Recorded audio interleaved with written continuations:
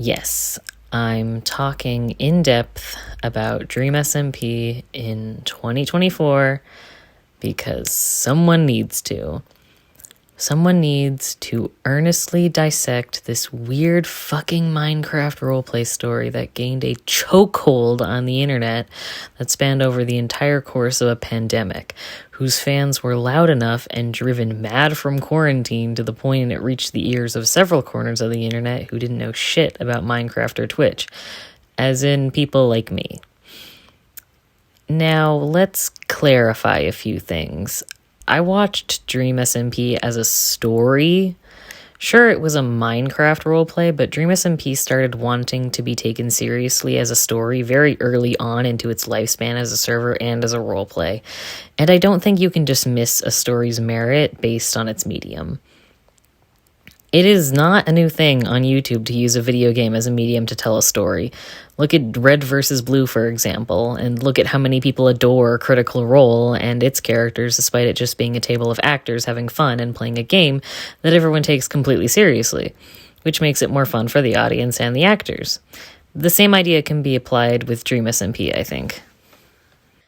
And I need to clarify another thing, which is that I do not give a shit about the streamers. I didn't care about them before DreamSMP, and I don't care about them now. And when I say I don't care, I just mean I don't have a pre-existing relationship with them. I'm not a fan or a hater, I just view them as actors or writers for the most part. This means I will criticize them when they are being a bad storyteller, and I will praise them when they do something good for the story. I will also not be covering any behind-the-scenes drama or any of the literal crimes some of these men have committed. The most I will do is imply whenever I think certain incidents may have affected the story. This is because I don't know these people, and it's not right to speculate on what could have happened behind closed DMs. Plus, this server has clearly brought a lot of pain to its members and fans, and we're still seeing the after effects of it. So I don't want to speak for someone who might have been a victim of harassment or abuse and doesn't wish to come forward about it right now. I also just don't wish to go into depth on some of these allegations since I'm very ill-equipped to cover them. There's tons of videos out there if you're curious. TLDR, these men are creeps, and a lot of them treat women and children very poorly. I do not support these men. I'm just here to talk about their roleplay story. Now, by the nature of how this story has been told, I also need to clarify what I'm counting as the story itself. DreamSMP wasn't made as a server with the intention of role-playing, and it was primarily streamed on Twitch at first, which can and will delete past live streams if the creator doesn't feel like archiving them. Since I got into DreamSMP fairly late, I don't know if there's any lost live streams that hold any crucial information to the story. I'm going to hope there aren't any, but there very well could. I'm just putting that out there as a disclaimer because I'm only including the live streams as my source for the story. If there's an important story detail that a streamer only included in a tweet or in a hangout stream Q&A instead of an actual live streamed roleplay scene, then it's not entirely canon to me.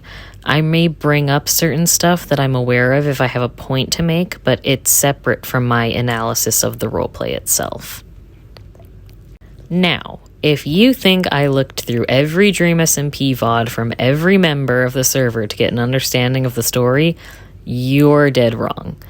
In the description, I will put links to the YouTube playlist and the card I found, which I trusted in providing me with every key story event for the DreamSMP roleplay. If some of the information is wrong or inaccurate, or they provided the wrong streamer POV, then I don't know, suck it up, because this was the most accessible way for me and everyone else who didn't watch most of this stuff live to consume this dogshit roleplay story. You'd think with how infamous this fandom is that I wouldn't have to explain what the concept of a server roleplay is, but I feel like I do because I definitely didn't understand anything until I did some research. You see, when I first heard of the DreamSMP, it was mostly through the lens of people on Twitter. Not calling it X, fuck you. and TikTok who were very passionate about the streamers themselves, whether it be passionate appreciation or passionate hatred. When you see a trending tab of fans and haters screaming about the same thing in under 200 characters, you don't really get a good idea of what they're talking about.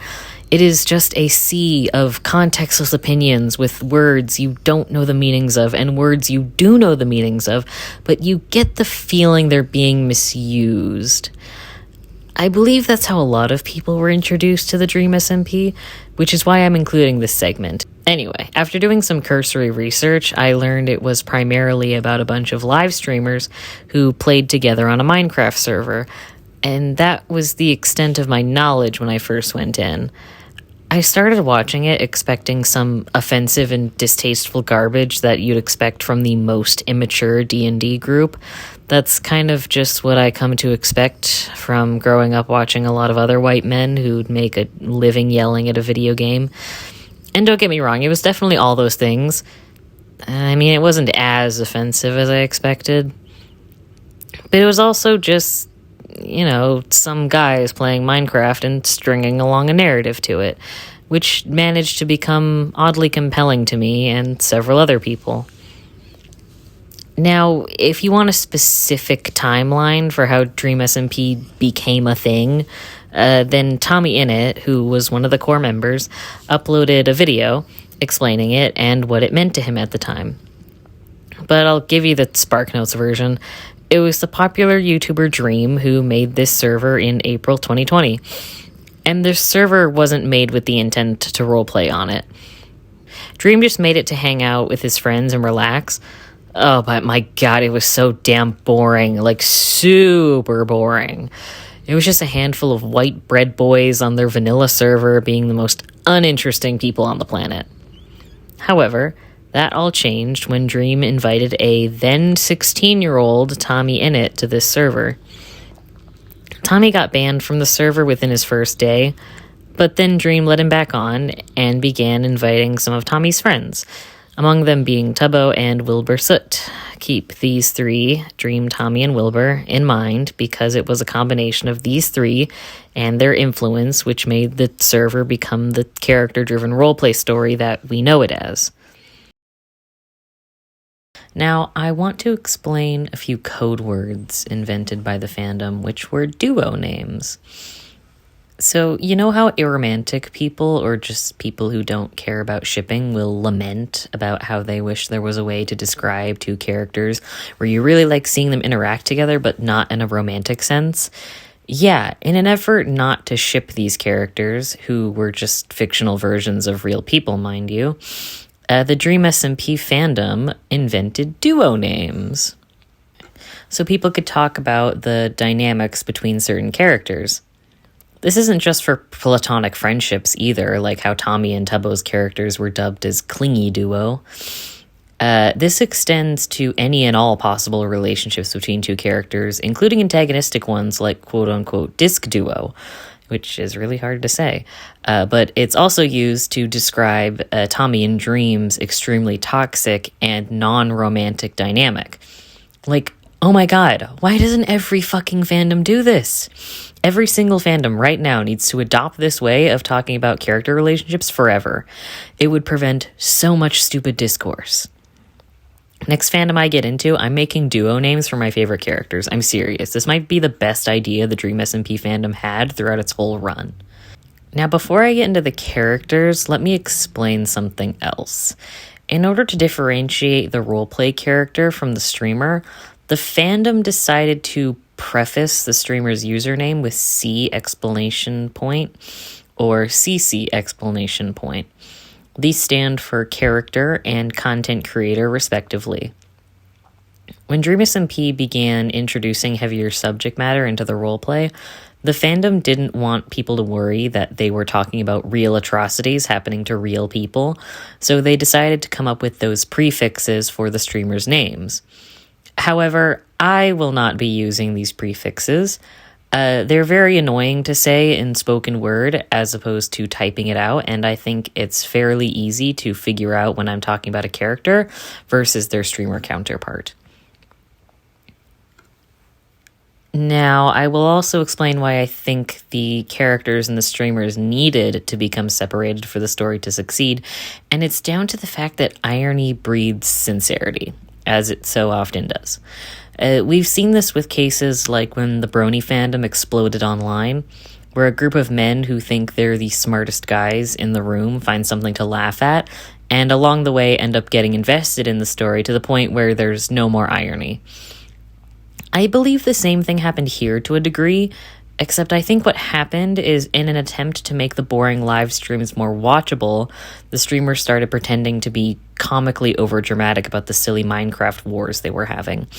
And likely due to the heightened parasocial behavior brought on by quarantine, the audience started taking the streamers' overdramatic acting seriously, and the streamers reacted by giving the audience more earnestness with their acting and delving into more mature subject matter like suicide and abuse, which we will see they were totally equipped to handle the portrayal of.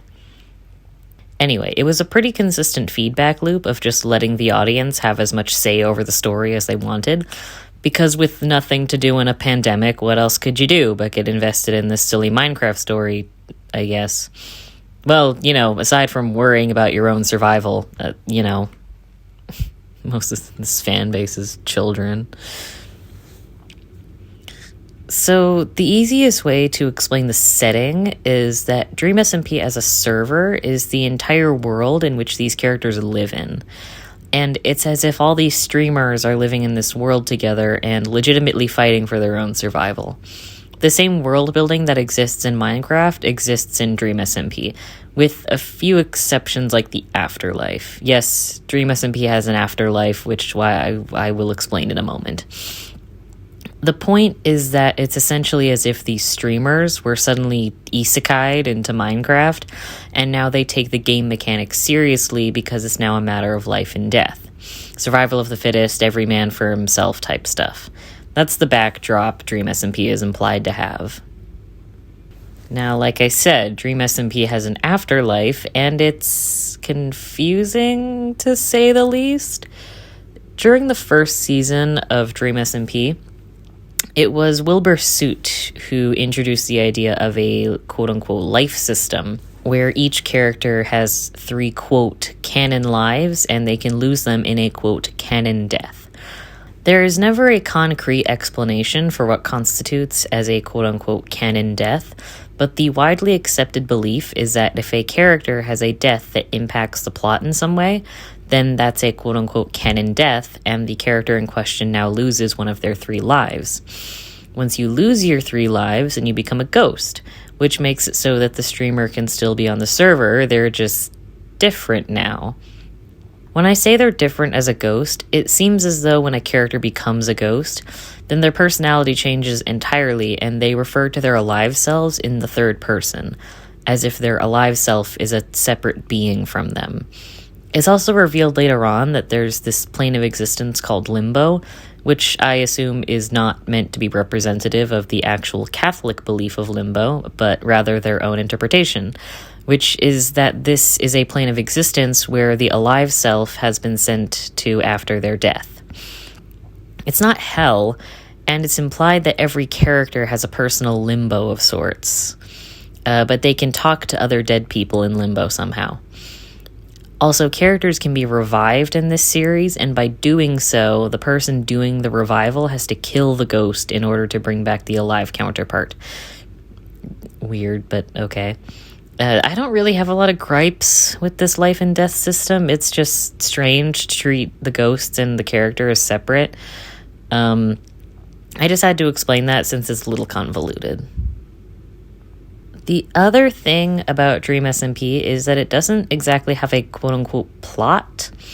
I mean, it kind of does, and I'll make my case for that later, but these streamers didn't go into this with any story in mind. It was evidently very made up on the spot as they went along, and they accidentally made it make sense. So the only way I can summarize the story is that it's a story surrounding the conflicts between the 3 core characters, Tommy, Wilbur, and Dream, which I will go over each of them individually later. Also, for those who might be confused, the way DreamSMP members use the term quote-unquote lore is technically accurate, but I don't like it because I prefer calling it a story. Because that's what it is. They are telling a quote-unquote story between several characters, aka members of the server. So if I use the term story or story stream, I am referring to what the fanbase would call quote-unquote lore or quote-unquote lore streams. I will remind everyone, before I go into this segment, I am judging the members of this server based on the quality of their character's story, not the person themselves. When I'm judging the quality of a character's story, that doesn't always mean I watched their POV and made a judgment based on that. I make my judgments based on how well each character serves a function to drive Tommy, Wilbur, or Dream's individual narratives. Because those are the main characters to me, and you won't change my mind on that. If a member of the server just didn't want to roleplay on DreamSMP, then that's okay. I don't think they're a bad person for it. In fact, I think they saved their own skin by doing so. I'm just here to talk about the story and how each member contributed to it. Anything negative or positive I say about anyone's character is not automatically a statement on that streamer as a person. Hopefully we're all clear on that. Anyway, I've sorted every character into a category to show which ones were the most relevant to the story and to summarize my thoughts on them. So without further ado, the first category is the nobodies. These are members who did 0 story streams or made no major appearances in someone else's story stream. They're just a member on the server with no roleplay character counterpart.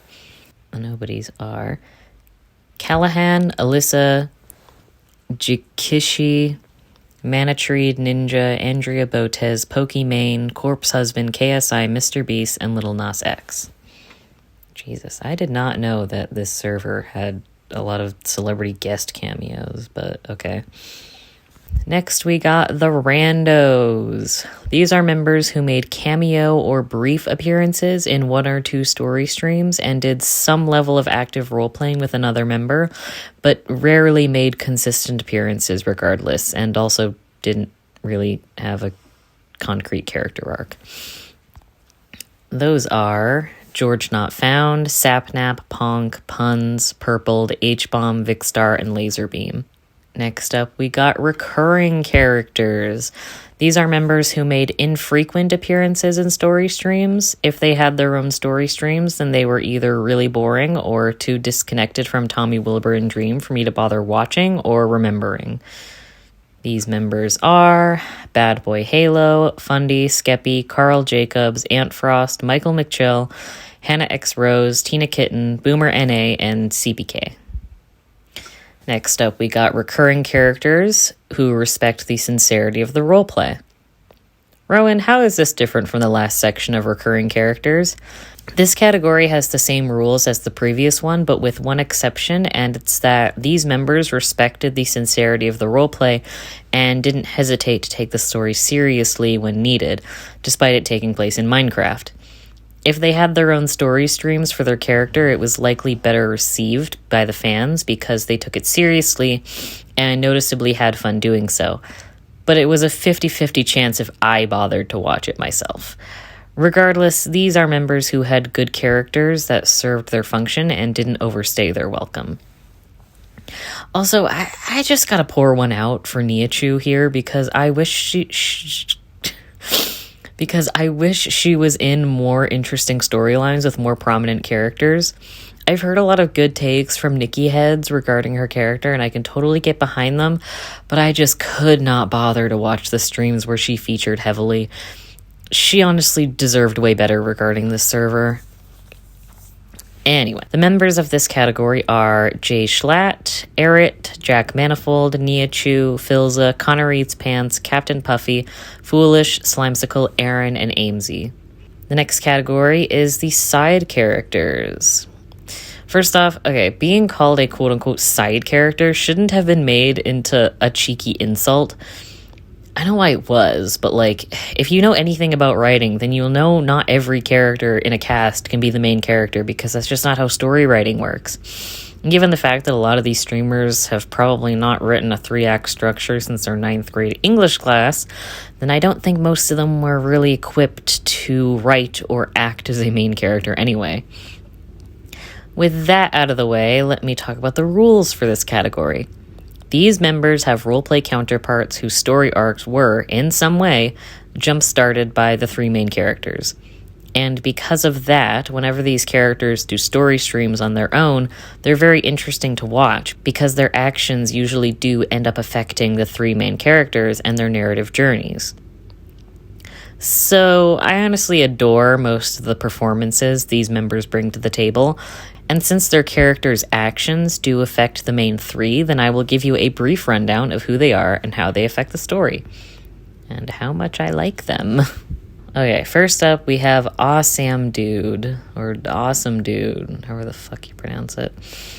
Awesamdude, or just Sam as I will call him, didn't really come into relevance until Season 2, where he spent time off screen in order to build a torturous prison that Dream requested. Anyway, Sam didn't start actively affecting the story until Season 3, where his character is the warden of that same prison, and his job becomes to guard Dream, who became a prisoner at the end of Season 2. So Sam becomes Dream's prison guard, and that's the extent of their relationship in the story. Kind of. One thing I liked about seeing Dream and Sam have one-on-one conversations in the prison is that Dream lets his characters sound more obsessive and desperate. What if you let me, I don't know, anything. I've been in here for so long, Sam. Can I go to the courtyard? You know, can I?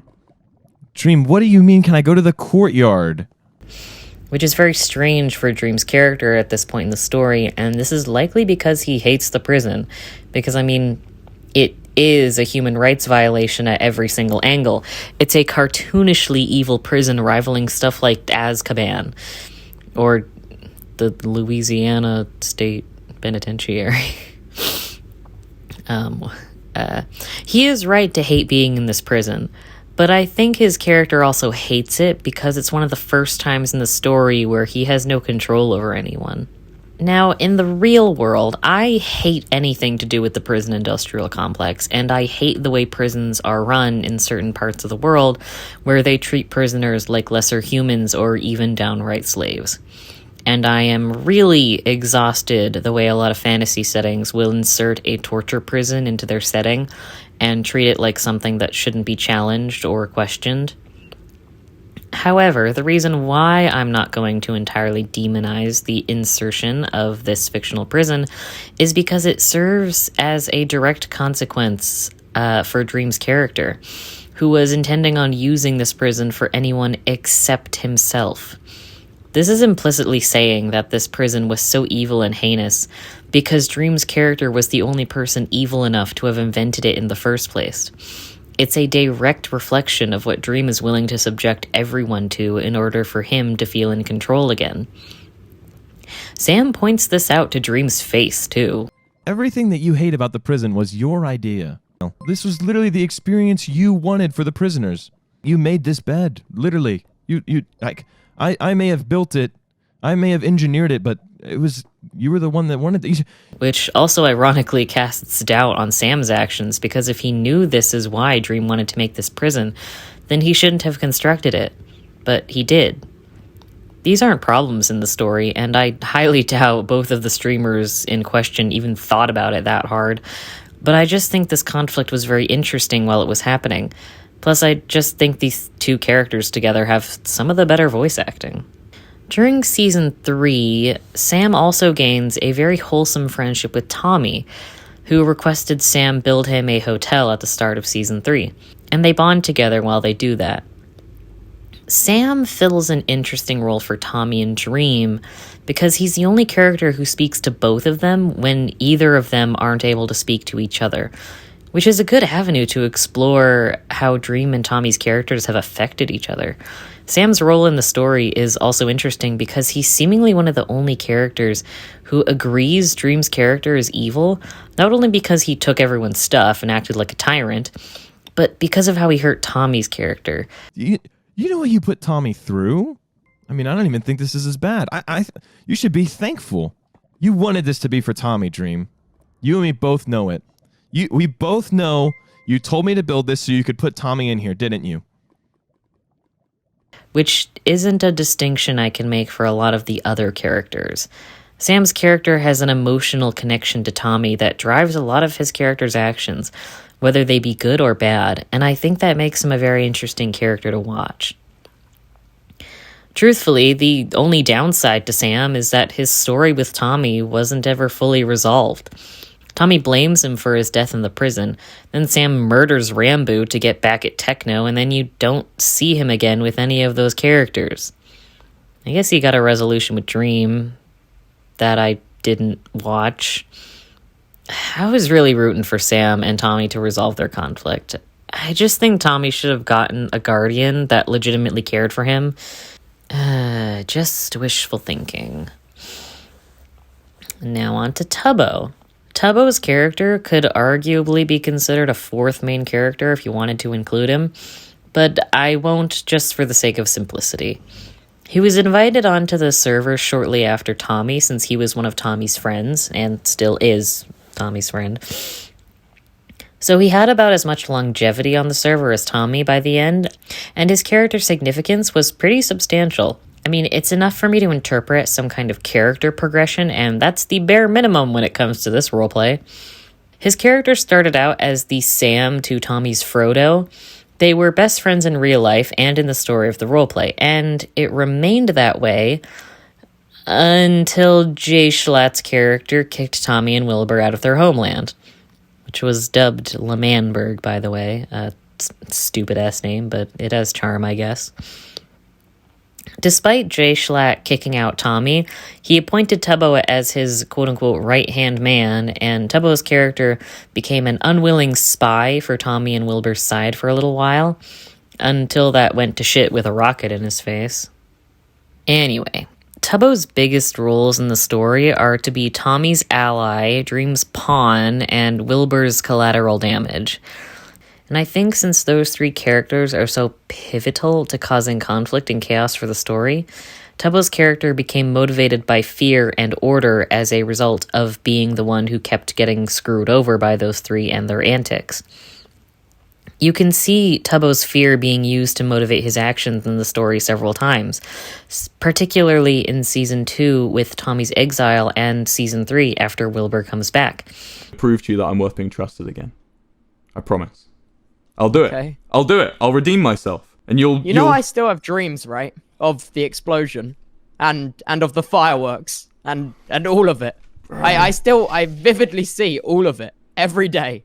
It hurts. It's clear that Tubbo's character doesn't let go of things easily, especially when it comes to Wilbur's character, who continues to treat Tubbo and his loved ones as disposable in Season 3. Essentially, Tubbo is the Todd to Wilbur's Bojack.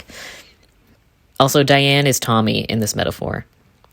I mean this in the sense that Wilbur's character will constantly degrade and make fun of Tubbo in the context of the roleplay, until things get serious and Tubbo is in actual danger, which is when Wilbur tries to make an effort to help him, and usually fails.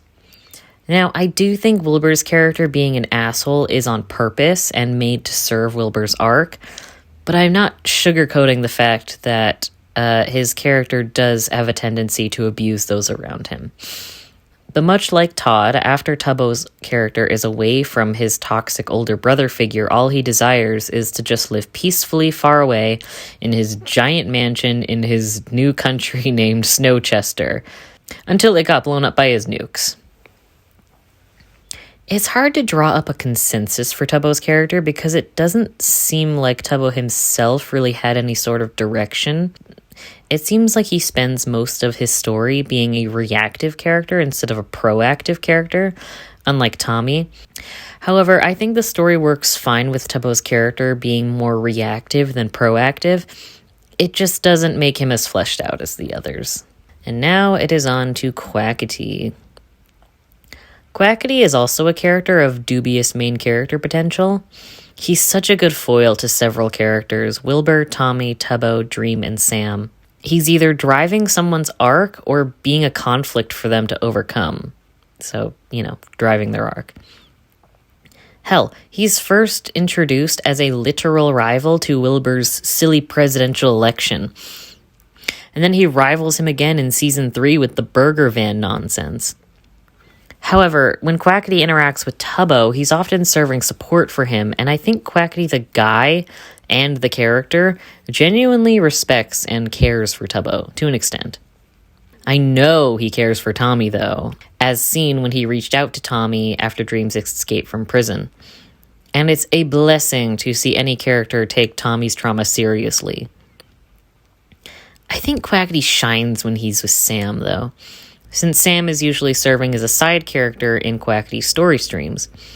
Quackity is a very ambitious character, which contrasts nicely with characters like Sam and Tubbo, who are more reserved and prefer not to take action until they know the potential outcomes. Whereas Quackity just wants to do whatever he thinks is right as soon as he thinks it's right.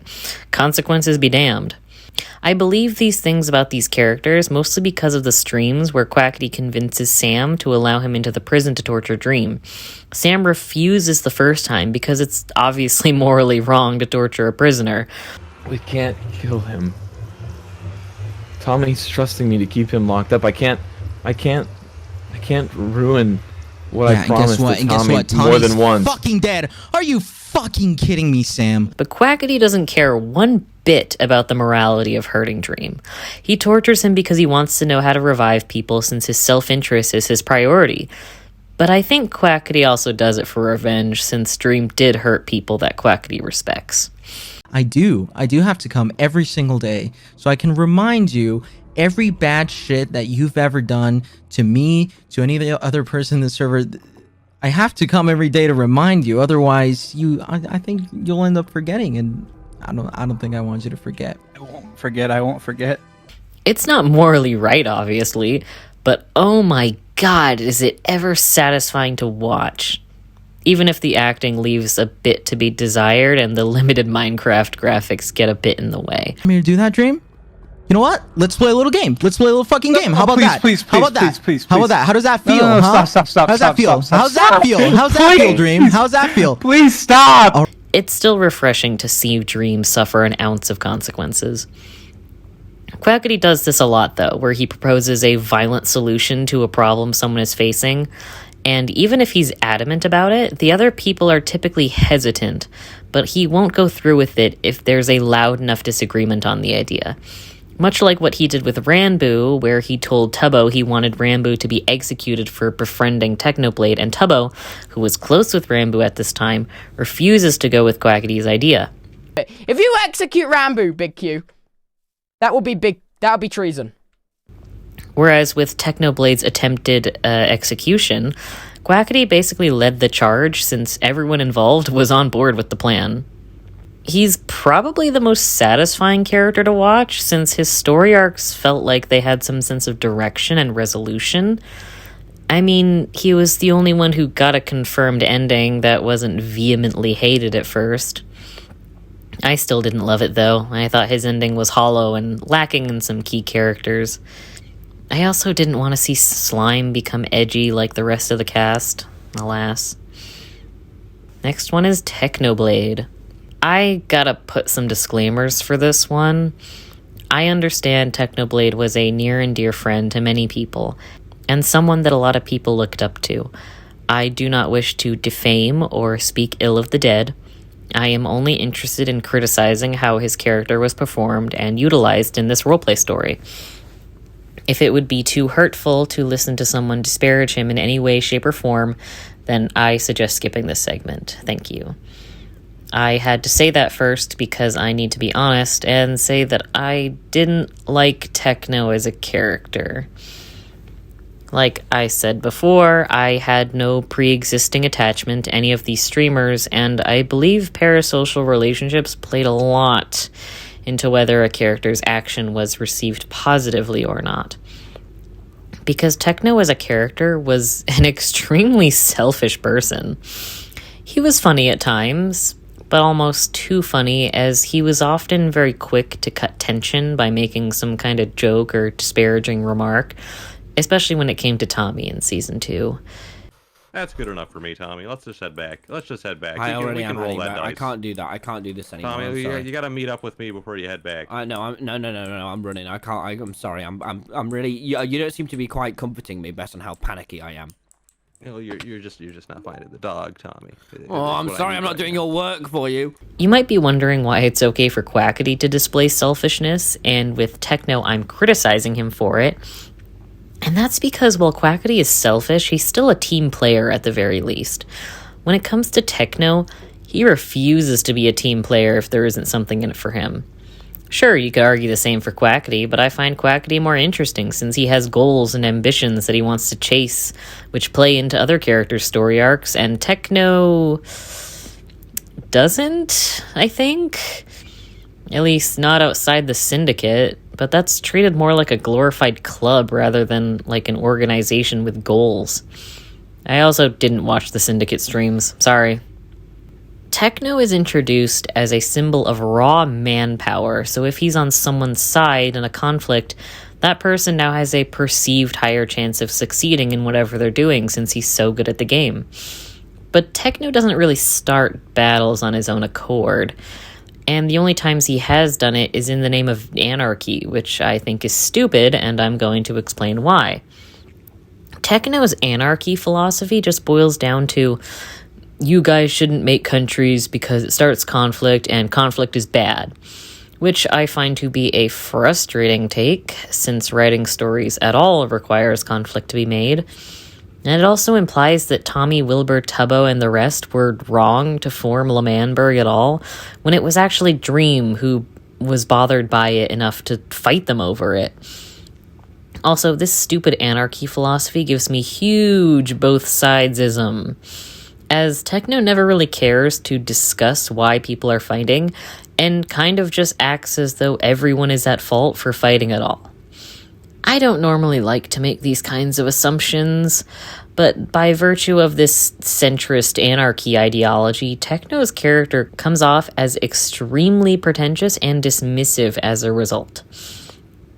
But truthfully, I would be far more forgiving of Techno's asshole tendencies as a character if it was on purpose or acknowledged by characters other than Tommy. Because a lot of the fan base thinks of him like he's this wise, retired warrior, and he keeps getting screwed over by people who use him for war. But Techno is the one who's lost the least from the wars he gets involved in, even if he claimed otherwise. Techno had never even lost a life because... Wait, did he lose a life at all? I don't remember. Let me look this up. Wait, he never started with 3 lives like the others? He only had 1 life to begin with? What the fuck? God, of course, because why would anything about this roleplay lore make sense? Anyway, since the fandom is so in awe of Techno's character, he's never really called out by anyone aside from Tommy's character, and so people usually just say Tommy's biased. And yeah, he is biased, because Techno literally bombed his home twice.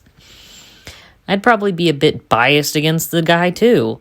Hell, even Tubbo doesn't hold anything against Techno, even though Techno shot a rocket in his face and took one of his lives.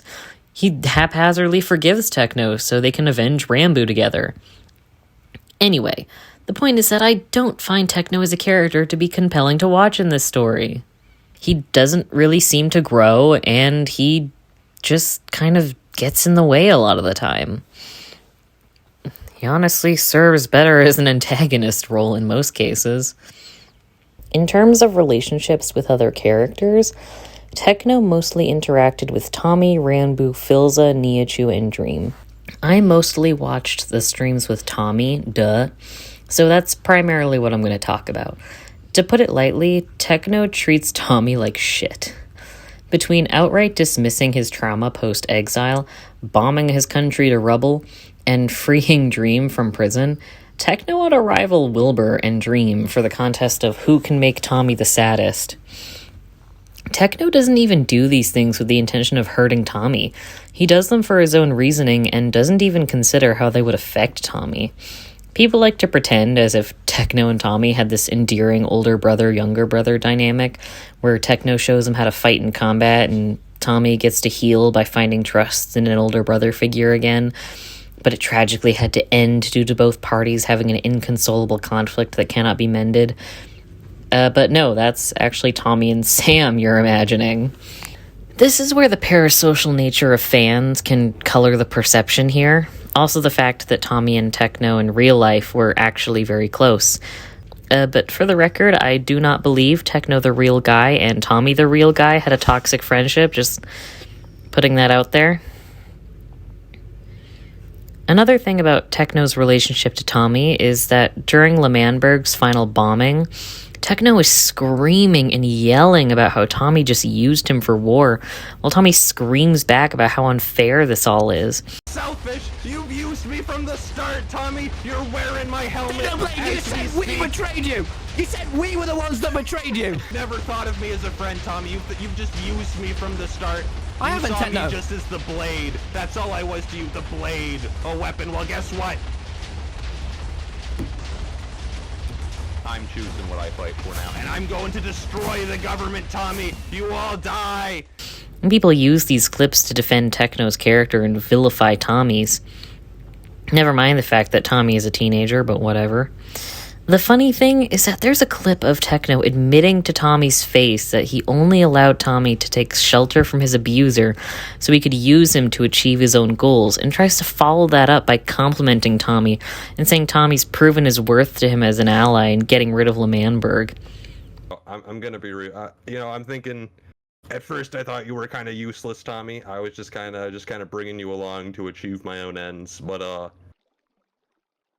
now that we've committed all this terrorism together, I'm starting to think you might not be completely useless.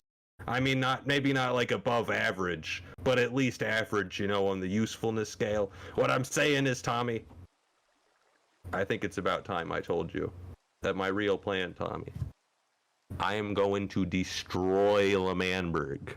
It's almost comical the way Techno as a character refuses to really remark on Tommy's attempts at expressing symptoms of PTSD.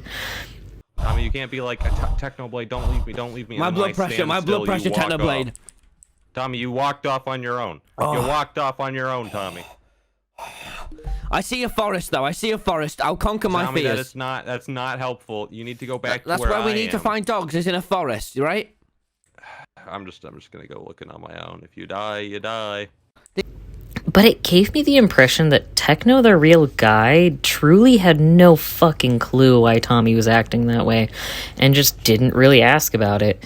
Which I do feel bad for him there. It's not a mystery that the communication on this server was shit after all, so I don't entirely blame Techno the real guy for being dismissive. But it sure makes his character look like a dick, unfortunately. In terms of how Techno's character interacts with others, I've heard he's quite sweet with Nihachu, Ranboo, and Philza, and I can believe that, especially seeing how Techno reacted to Ranboo's death. Did I watch them interact in a stream before? Nope, but I trust the word of people who have. When it comes to Dream, though, I get the feeling Techno's character had a pre-existing friendliness towards Dream, which is why he's always so quick to team up with him, even if Dream is enemy number one in almost everyone's eyes. I don't have an issue with that, though. It makes sense that Dream wants to stay on good terms with one of the most powerful characters in the server, and it makes sense that Techno gives no shits about who he pisses off by teaming up with Dream. Especially since Philza will just rationalize his behavior to other characters anyways. Techno's character is just frustrating in fascinating ways, and that's all I can say. Next one is Ranboo. Oh, Ranboo. Ever determined to be relevant, but doomed to never be resolved, like everyone else's story.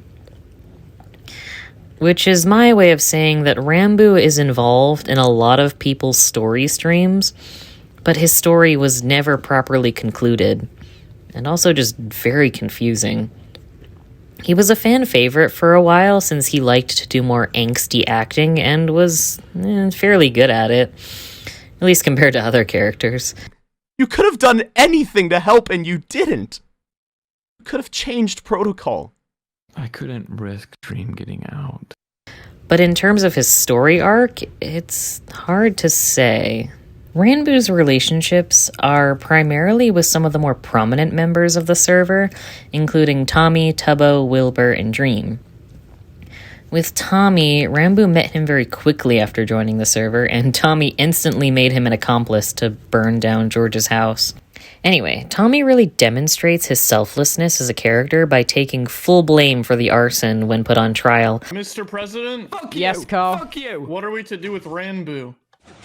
Oh, yeah. Oh, that's true. I mean, seeing that... No, listen to me. No, seeing listen, that he he- was an accomplice. Ranboo did nothing wrong. He did nothing He wasn't wrong. there. He wasn't there, man. It was He wasn't just there? Me. It was just me. Then I guess he's free to go. And Ranboo later vouches for Tommy's character when the others start grilling him for burning down George's house. Tubbo, Yeah? you said that Tommy was selfish. You said that Tommy, well, doesn't care about anyone else. That's not true.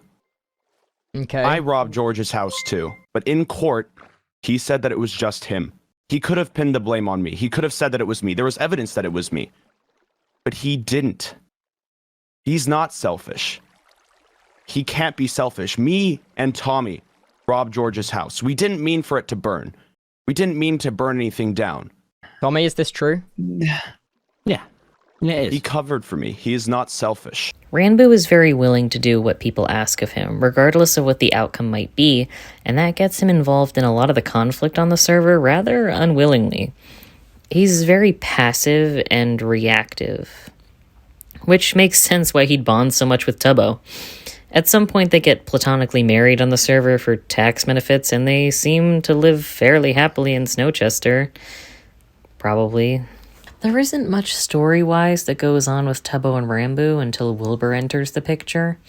When Wilbur first meets Ranboo, he disparages him by calling him a yes-man. But Tommy, I don't know what you were talking about. That man doesn't stand for jack shit. What? He doesn't. He just Ranboo. follows. He's a follower, Tommy. Later, when Wilbur decides he wants to sell burgers to rival Quackity, he asks for Ranboo's help, and he agrees. While they work on the burger van, Wilbur tries to establish a bond with Ranboo by claiming to be similar in their anxiousness and neuroticism. We're kindred, man. We get each other. Yeah, I would say We may have so much different, but you know what? The one thing we've got in common, our strongest point, and you mustn't take offense to this: neuroticism. Me and you are just as neurotic as each other, just as nervous. But the thing is, it's not our downfall. And Ranboo is uncomfortable by that, but still wants Wilbur's respect. So, Wilbur has him earn that respect by vandalizing Quackity City, Las Nevadas. Much like with his incident with Tommy, Ranboo is willing to do something bad in order to get on good terms with someone. Now, even though I've barred supplemental material like tweets, I'm gonna say hitting on 16 is canon since it was technically streamed. I don't care what anyone else thinks. I think it can totally fit into canon, and it's my rules. In this short story, Ranboo wants to defend Wilbur now that they're friends, and that causes him and Tubbo to fight, since Tubbo still holds a lot of resentment towards Wilbur for inadvertently causing one of his deaths. Don't tell Big Q, Tubbo. It's for the greater good.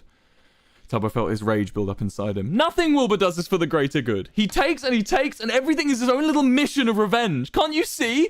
He's made you think you and him are alike, but you're not, Ranboo. You're better than this. Ranboo felt the fuse in him finally reach its payload. Tubbo, he snapped. For God's sake, just give him a chance. I know I haven't always made the best decisions with who I trust, but this time I swear to you that things may not always be as bad as you think.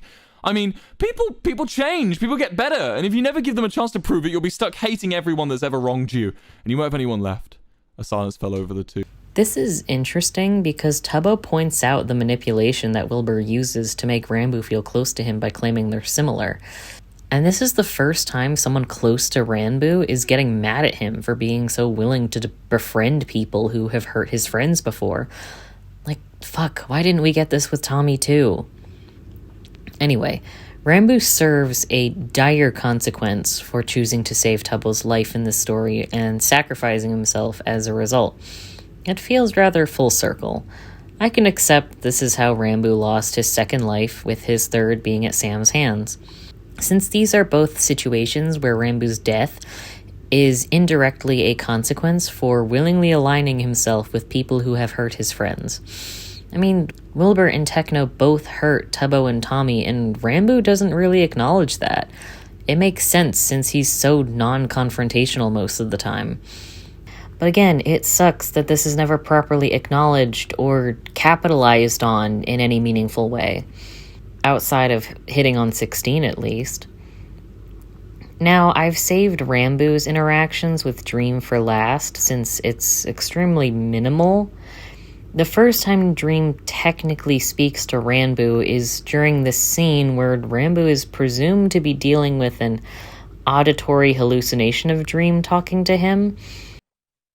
But if I can't rely on the memory book, then what can I rely on? I don't know. Not yourself. I'm not even real. What do you mean you're not real? Okay. He's not real. Almost all of Ranboo's interactions with Dream are done through auditory or visual hallucinations like this, and it's not entirely clear what might be real or fake. The only thing people understand is that Ranboo and Dream had some kind of connection, but the nature of that connection remains unclear. I want to bring up another thing, and that's Ranboo's shared ideology with Techno, because they have the same belief with the notion of blaming both sides for continuing the conflict. I don't mind Ranboo having this stupid-ass belief, since it makes sense for his character. He's passive and does whatever is asked of him. Plus, Ranboo isn't actively killing people in the name of it. He's just soapboxing whenever he's asked about it. He's a bystander, an accomplice at the end of the day. Again, I just wish this was pointed out by anyone but Wilbur in a short story that some people don't even consider canon. I stated earlier that it's hard to nail down a conclusion for Ranboo's arc, so what do I think he was going for with his story arc? I'm not sure. Everyone assumes Ranboo was involved in the explosion which killed Tommy in the prison. And if that was the case, I would assume this should lead to a confrontation of sorts with Tommy. But that never happens. I'm not sure Tommy would even forgive Ranboo, unlike with Tubbo, because with Tubbo, Tommy could see Dream right there manipulating Tubbo against him before the exile. But Tommy doesn't know Dream and Ranboo's relationship, unless Ranboo explained it, which I think Tommy would understand, but still be wary of him. I'm not sure how that could benefit the story afterward, since we don't live in the better timeline where this series got a coherent ending. The only idea I got is that Ranboo could have been used to mirror Tommy's abuse in a way, where Tommy is loud and irritating to others, leading them to victim blame him. Ranboo is quiet and cooperative, and he really wants to maintain that image of himself to others. Maybe Ranboo secretly fears being victim blamed the way Tommy is with his abuse, and that's why he doesn't want to tell anyone about the prison explosion, or the community house, or any of the other things that, morally questionable characters ask Ranboo to do. They're also both targeted by Dream and Wilbur, and they respond to it differently. They also both have soft moments with Sam. Something that people really latched onto with Ranboo is the fact that he's half Enderman, which he used to explain a lot of the character's eccentricities, like his memory loss. Ranboo's memory loss is a prominent part of his more angsty story streams. At some point, Ranboo realized that his memory loss stems from him doing something called quote-unquote ender walking, which seems to be a form of sleepwalking where Ranboo isn't entirely conscious, but still walking and interacting with things or people. But he doesn't seem to be able to speak aside from Enderman noises. People believe that it's this ender walking state which allows Dream to somehow manipulate him into doing his bidding. And that's entirely possible, but who knows? It's never outright confirmed, and that's kind of the main issue with this ender walk stuff. None of it is resolved. Even when Ranboo becomes a ghost, there's no clarification on what's going on with him, and we don't see his ghost again after Tommy initially meets him. I just wish Ranboo talked to anyone in detail about what he was going through with the Ender walking and whatever Dream's involvement might be. It didn't even need to be Tommy, even if I think Tommy should have found out regardless. It could have been Tubbo, or Wilbur, or hell, I would have been interested in seeing Techno have this conversation with Ranboo. Maybe it would have shown us a softer side to Techno and make me actually root for this guy for once. Maybe Techno could have been the Sam to Ranboo's Tommy, you know? Just literally any kind of conversation to get more information on the Enderwalk and Ranboo's thought process would have been better.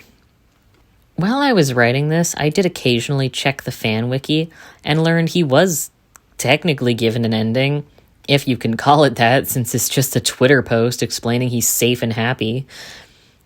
But this is still an incomplete story because there's so much left unsaid regarding Dream and Tommy, and a majority of that Twitter post is just a lore dump epilogue rather than something emotionally satisfying. I know why it was done this way. The members were growing apart and people didn't want to roleplay with each other as much, so a lot of people had to end their characters in very unsatisfying Twitter threads or Tumblr asks. This is why I didn't include supplemental material like Twitter posts or remarks made in non-story streams. They don't actually add anything of substance and just serve as world-building tidbits. I'm also just not willing to include every tweet these influencers have said offhandedly about their characters as a serious plot point. Like, it's the J.K. Rowling method of lazy storytelling, guys. But with Ranboo done, that leads me to finally talk about the most important characters for this story. Oh yeah, there was also a side story about a great big red egg underground. I didn't watch a lot of those streams, but I know Ranboo was a little relevant, I think. Sam too, I think. Someone else needs to talk about the egg lore because I cannot be bothered, and I will not be talking about it for this. Now, on to the main cast. We are going to start with Dream. Technically, Dream isn't really a main character in this story. He never gets a story stream from his POV and only makes appearances in other characters' streams. And he usually starts conflict in those streams. He's considered an antagonist by a majority of the fan base, but I felt like including him in this segment since he's so pivotal to almost everyone's story, but mostly Tommy's.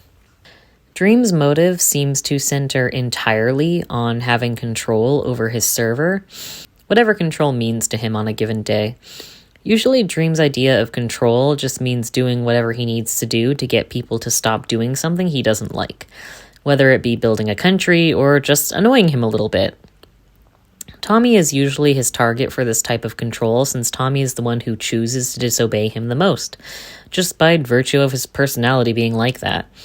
When someone challenges Dream, he usually tries to manipulate them into backing down, uses threats of violence, or just straight up tries to kill whoever it is that is talking back to him.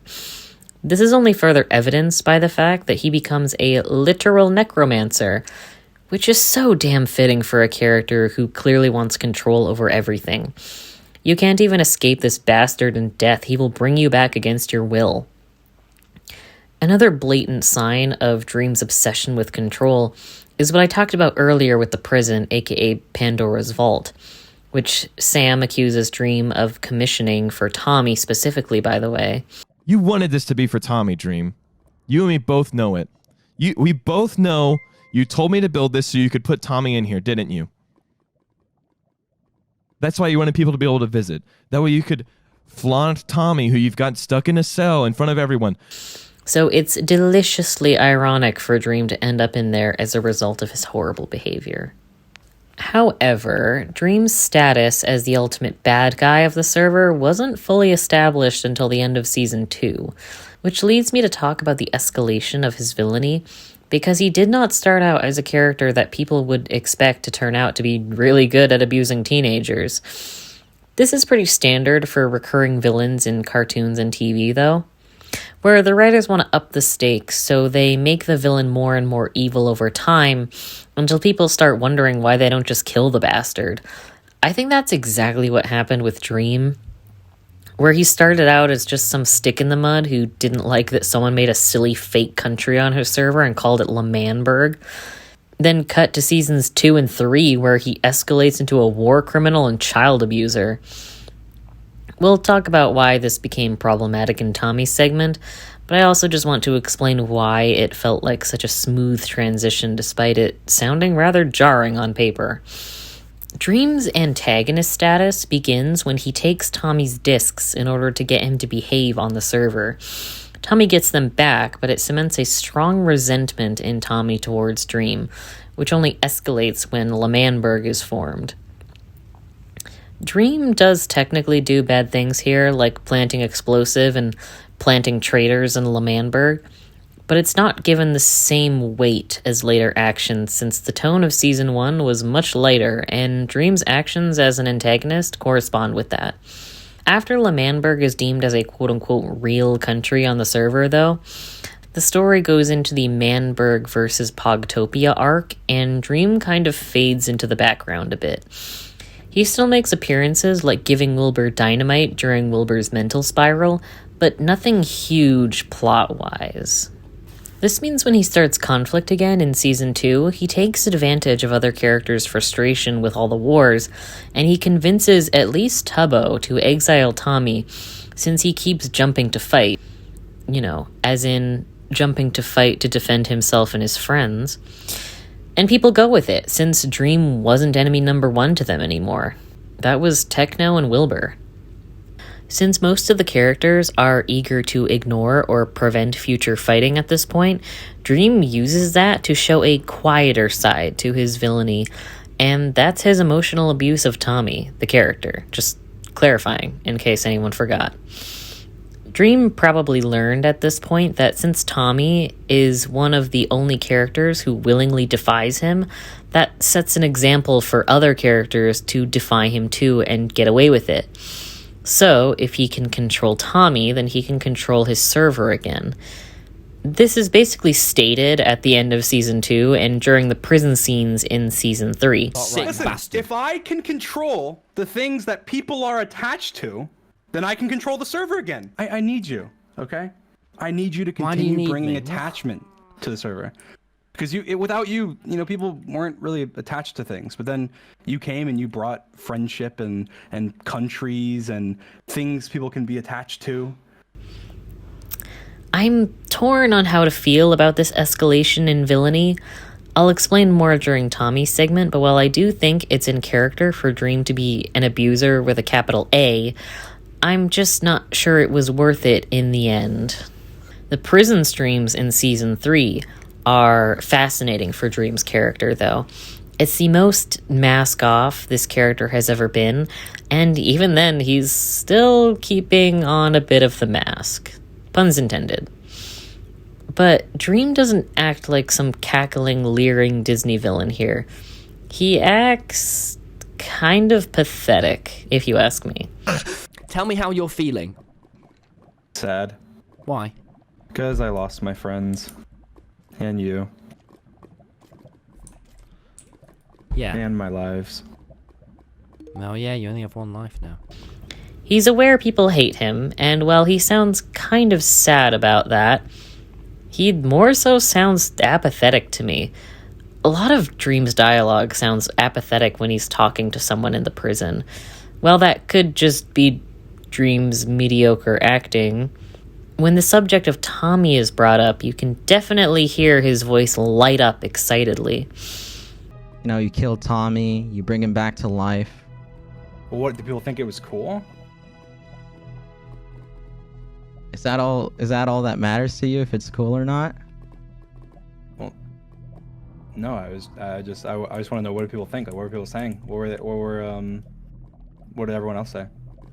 Even when Tommy is irritating him, he sounds passionate, whether it be passionately telling Tommy how annoying he is, or passionately talking about how they should be friends or live forever or something like that.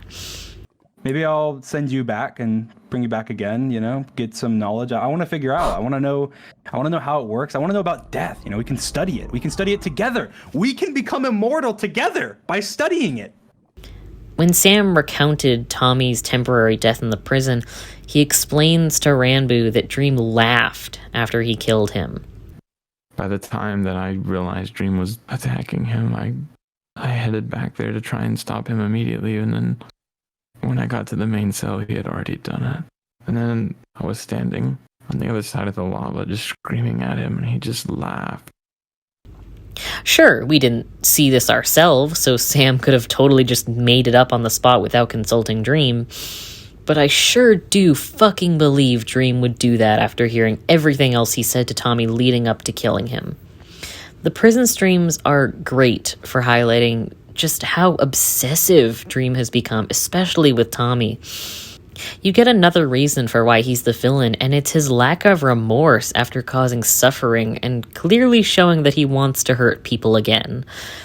These streams really should have cemented that Dream's death was on the horizon after causing so much pain for such a minuscule reason.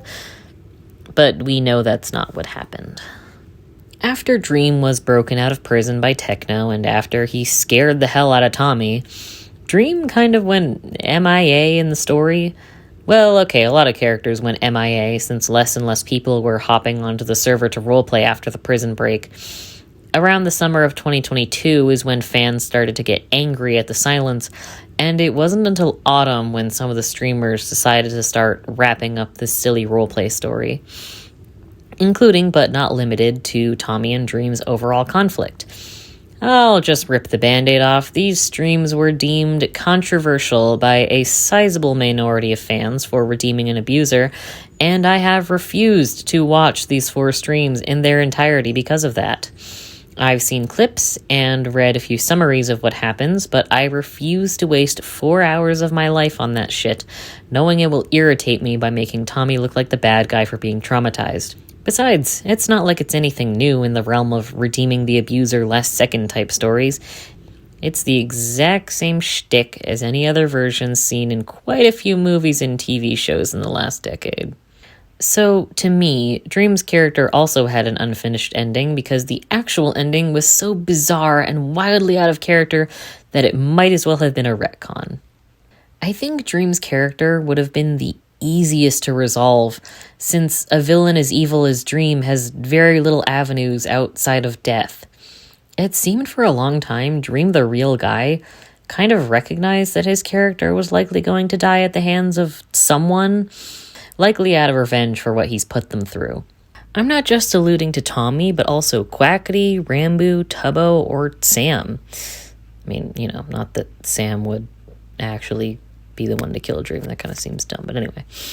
But at the time of Tommy's last DreamSMP streams, there was a campaign on Twitter where people were spreading allegations of Dream, the real guy, being predatory towards girls or covering for his friends who were also creepy to girls. So people naturally assume this backwards-ass ending, where Tommy is the bad one for resenting Dream's abuse, and Dream's character is a sympathetic person to feel bad for, is assumed to be in large part due to these allegations that were gaining sizable traction. Even during the months after the streams were done, a few ex-DreamSMP members alluded to there being some meddling and lack of coordination with the endings. And not just Tommy's ending streams, but also Quackity, Wilbur, and Ranboo's, as we already talked about. Also, the end of Tommy's stream results in the entire server being quote-unquote, like, reset, so to speak, and that's considered the canon ending to the DreamSMP story. But this was not successfully communicated to anyone. There was so much disorganization with the endings, and all for the sake of some guy assumingly trying to use a popular Minecraft roleplay to distract people from his sexual harassment allegations. I cannot believe that is a sentence I had to say in 2024.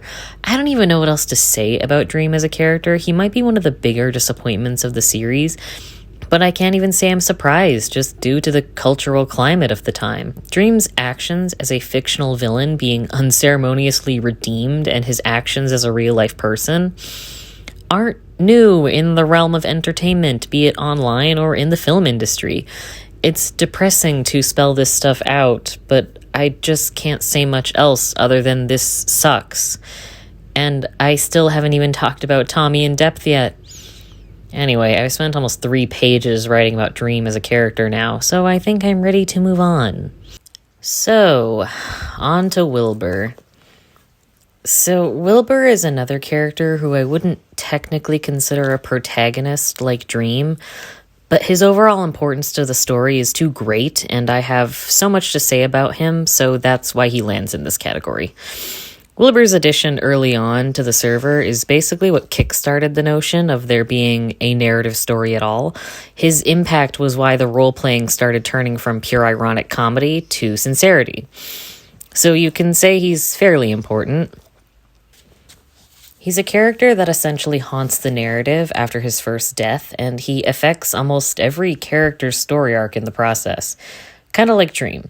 But I wouldn't consider Wilbur a villain, but rather a sympathetic antagonist, or a troubled mentor figure. While Dream is the one who will start conflict by antagonizing someone and using his power over them, Wilbur will cause conflict by getting others to trust him only for him to betray them in some way. Wilbur's character is like BoJack Horseman in the sense that they're both presented as traumatized men who clearly struggle to realize when they're being emotionally manipulative until it's too late and someone has been hurt in an irreversible way. When it comes to Wilbur's relationships, I'm sure most people are expecting Tommy first, like the others, but I'm going to save him for last since I know it's going to be obnoxiously long. Plus, Ghostbur is getting his own segment since I don't like thinking of him as a separate character from Wilbur. So I'll talk about Tubbo first, and the way I summarized his relationship to Wilbur before by calling him Wilbur's collateral damage is exactly what it says in the tin.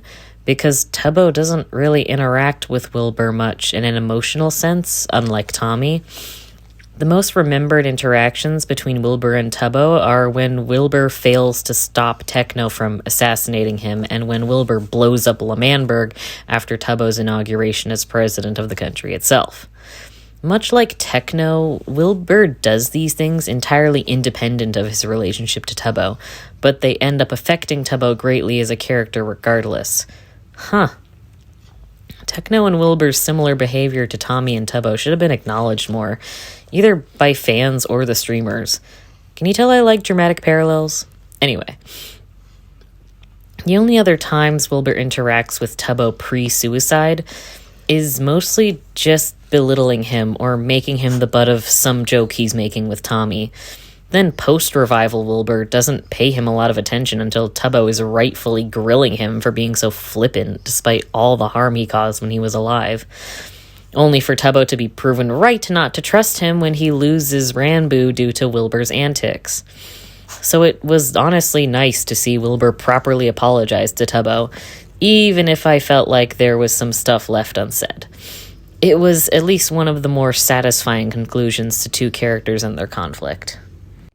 I don't feel like I have much to say in regards to Ranboo and Wilbur's relationship, as I already said most of it during Ranboo's section. The most I can add is just what Wilbur probably thinks of him and how it reflects on Wilbur as a character. I think it makes sense that Wilbur dislikes Ranboo at first, because I think Wilbur values conviction in others. He offers a certain level of respect to people who have drive and ambition, like with Quackity. Wilbur might not like Quackity for foiling his plans, but he has a level of respect for him that it seems like he doesn't offer to Tubbo or Ranboo. Well, not until Ranboo proves to be useful, since he carries two traits seen in Tommy and Tubbo. Ranboo is A, passive like Tubbo, and B, optimistic like Tommy. I think Wilbur likes these two traits in a person like Ranboo, since it means he can tell someone what to do, and they will try not to discourage him due to their optimism and faith in him. I don't think Wilbur seeks out targets for his manipulation consciously, and I think this was definitely meant to be read as a flaw, especially considering what happens in Hitting on 16. And I think it's a smart move for Wilbur's character and makes perfect sense for Ranboo to fall for it. Plus, what happened with Ranboo can be heavily interpreted as criticism on Wilbur's relationships to Tommy and Tubbo, which I can definitely get behind. The only downside is that Ranboo didn't get an apology stream from Wilbur, probably because Ranboo was still a ghost, but still. Wilbur allowed the same thing that happened to Tubbo happen to Ranboo, yet Tubbo got an apology, but Ranboo doesn't. I mean, okay, the streamers could have just not found the time or didn't like each other anymore, and that's fine, honestly. I'm just saying this stuff was never properly resolved. Speaking of lack of resolution, Quackity didn't get an ending to him and Wilbur's beef either. I'm not as annoyed with it as the others, considering Quackity wasn't a victim of emotional abuse by Wilbur, but it was just rather lame and anticlimactic. Well, I just want to talk to him. And Tommy, you are the thing so is, obviously gonna fight. He'll come on soon. He'll be on soon. Yeah, I know he will. He'll be coming. Don't say that. Just gotta wait for the stream delay. I'm not sure about this. Are we even meant to be here? You just gotta wait for the... We're not meant to be here. Fucking... Just wait the stream delay. Ready? 10, 9, Will, 8, I don't know. Will. 7, 6, Will, maybe don't. 5, I can make you more gunk if you 3, 2, 1. 2, 1. Quackity always seemed to be able to light a fire under Wilbur and get him going in his goals, probably because Quackity tends to succeed in his life more than Wilbur. So their rivalry seems a bit one-sided due to that. But I think if they did ever work together, they would have been a really deadly duo, if only Wilbur set aside his ego for once in his life.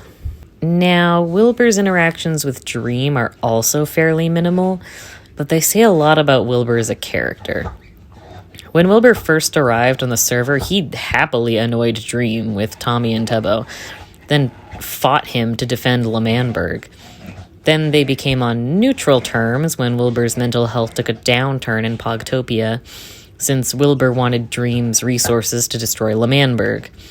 I don't think Wilbur ever saw Dream as a large threat during this time, but rather just a controlling loser with a big ego who Wilbur figured he could use to his advantage at his lowest moment.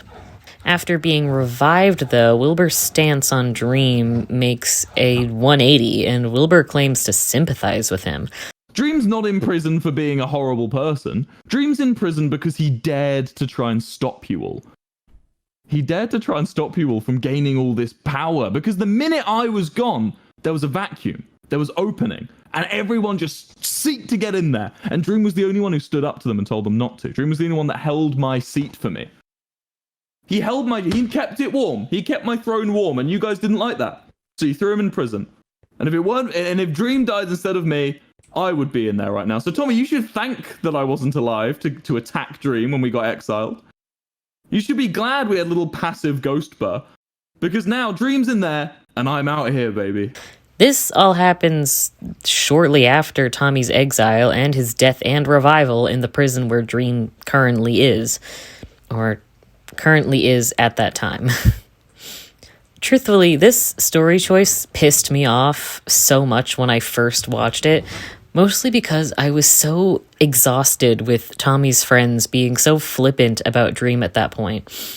Nowadays, I think I understand a little better why Wilbur suddenly decided to adore Dream, and it's because he now hates himself and sees himself in Dream. Much like how people with low self-esteem in the real world will try to project unearned sympathy onto fictional villains to make themselves feel better. I'm on board with revived Wilbur having that kind of flawed mentality, but I demonstrably think it was handled very clumsily, even if it's improv. However, once Wilbur understands the lengths Dream has gone to hurt Tommy, that crosses a hard line in Wilbur's brain, and he decides something needs to be done. Which is interesting, since it means in Wilbur's mind, hurting Tommy is something he cannot fathom doing, so he can't find sympathy in Dream anymore.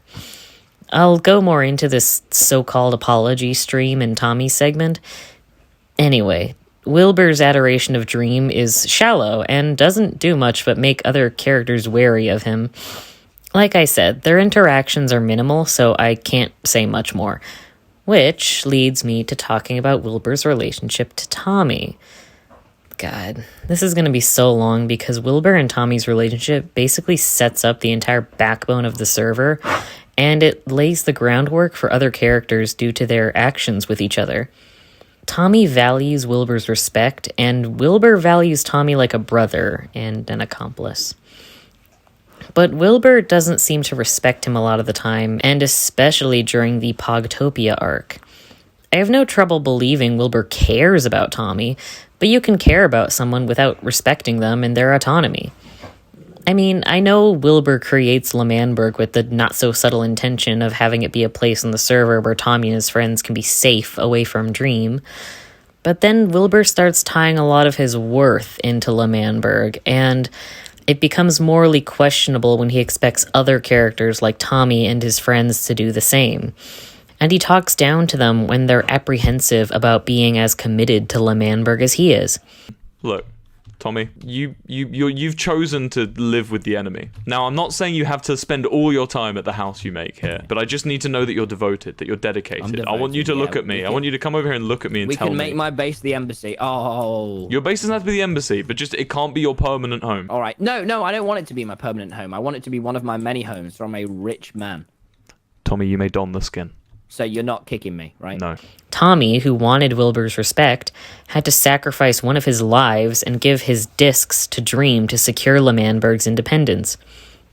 Which, while Wilbur was extremely grateful for this action, definitely cost Tommy a lot, and it seems like his only reward was becoming Wilbur's running mate in the election that happened soon after. But we know what happens after the election, where Tommy and Wilbur get kicked out of L'Manberg and find a hole in the ground and name it Pogtopia. When this happens, there's a complete tonal shift in the improv, mostly done by Wilbur, who starts acting self-destructive and bitter, and he rarely puts on a comedic tone in his acting, unlike before. He claims no one else left in L'Manberg is on their side, which turns out to be extremely not true. You can kill them all, Tommy. Tommy, literally, have you not noticed? Everyone who's claiming to be on our side, they're lying to us. Tubbo, he's lying to you, man. He would drop us at the second he realizes we're not in the lead anymore. Stop it, all right? Honestly, I don't really know why Wilbur, the real guy, decided to go down this route for this character, but I can't say it isn't compelling, for better or for worse. I'll say worse, actually. This is the first example of a character in DreamSMP displaying signs of mental illness, and I'm not going to touch on that subject until later, but just keep it in mind. Anyway, during Wilbur's mental spiral, Tommy had a lot of faith in him. Like, a lot of faith in him. Tommy was relentlessly optimistic in Pogtopia, but Wilbur seemed to only double down on his cynicism, basically giving Tommy an ultimatum of either L'Manberg being saved like Tommy hopes for, or L'Manberg being blown up by Wilbur. We set up a meeting, and we rigged the room. I don't know, there's so many things we can do. There's so much opportunity. We don't have to rush now. All we had to do was kind of stop you from blowing it all up and ruining it. And if this fails, the bomb is still a backup. It's still there. Tommy even had to stop Wilbur from prematurely killing himself and blowing up L'Manberg. I don't Wilbur, want to kill you two. I don't want if you to press the button, we die as well. Take off your armor, Big Q. Take off your armor. When we get naked. Well, just take off your armor.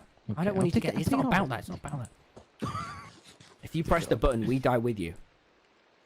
So if you want to kill not only all of Manberg, but everyone else. No. Hey, let him. Chill the fuck out.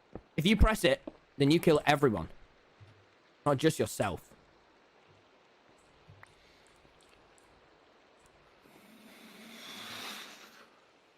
Oh, fuck you! Fuck you, man!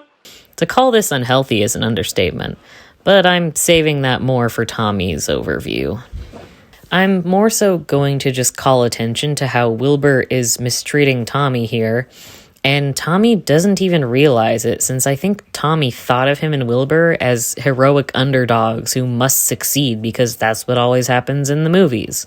And Tommy is right, since they do win and take back L'Manberg's leadership, but Wilbur's mental illness isn't healed through that single action, and he was very adamant about L'Manberg needing to be blown up. which is exactly what he does. Well, first, Wilbur tries to name Tommy as the new president. Look at me, Tommy. I know you never thought you'd hear me say this, Tommy. I know you thought you'd never hear me say this, but Tommy, innit, take your place on the podium and give us a speech.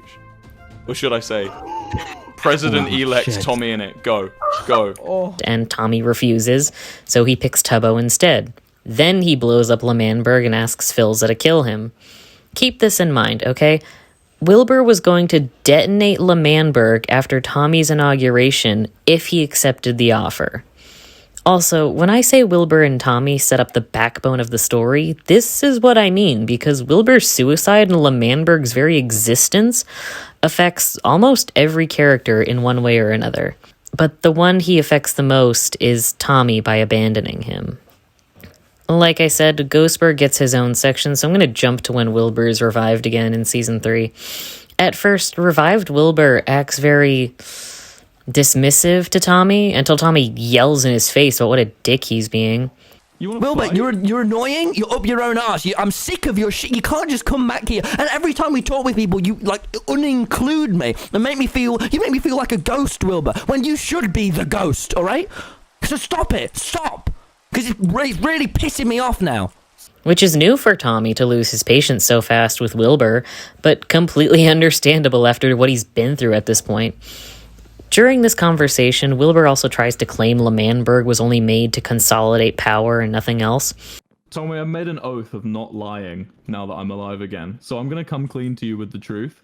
One thing, I didn't actually really care about L'Manberg, I just cared about, you know, sticking it to the man. Actually, I cared about L'Manberg for the sole reason that I could use it to stick it to the man.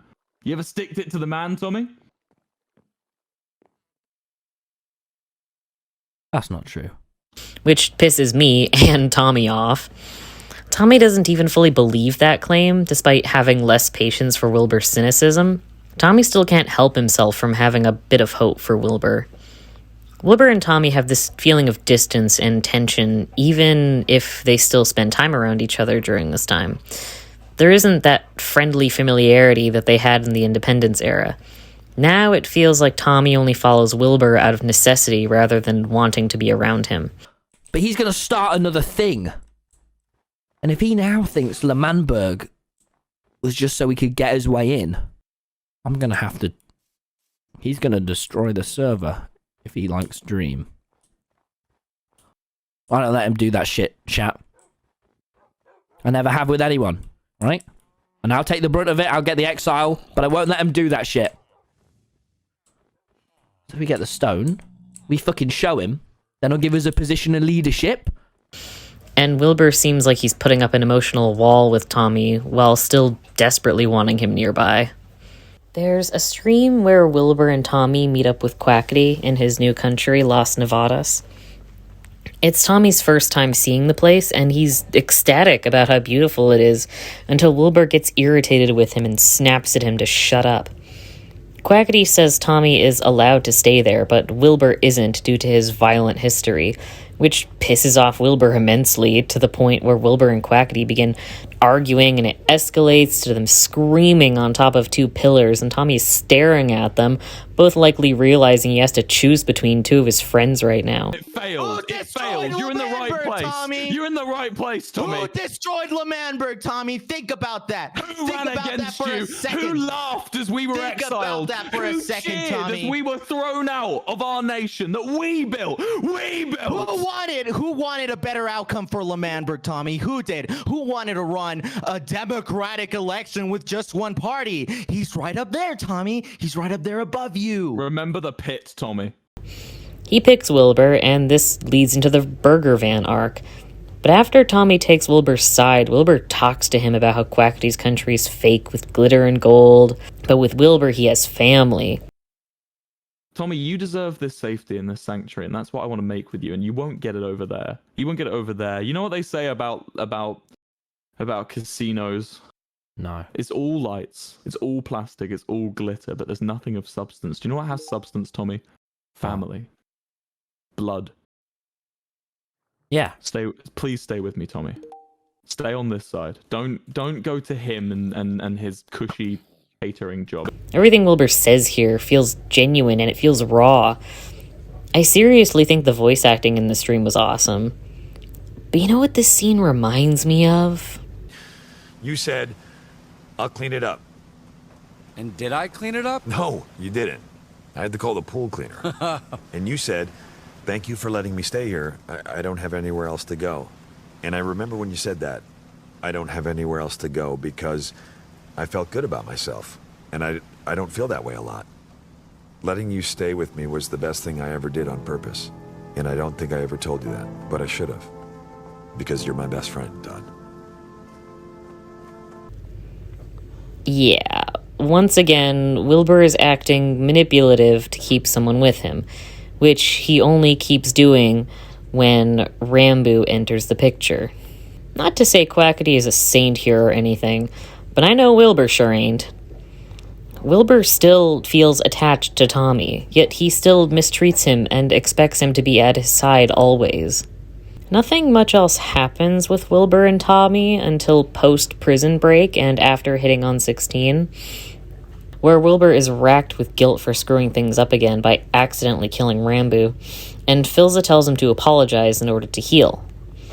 You have to give them space. If you've offered all you can, and it still isn't enough, you need to just let them go, Will. You need to let them heal without you. And I know it's probably not what you want to hear, but you can't force people to change their minds. No, you're right. I understand. Thank you. Is there anybody right now that you're thinking of that you've wronged somehow in the past?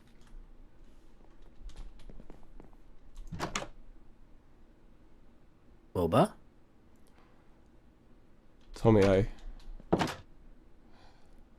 need to go speak to Technoblade. You stay with Phil. Thank you, Phil. Thank you so much, Phil. I'll be back in a second. Tommy is not the first in these apologies, which is fine since it's clear Wilbur would struggle the most with that one.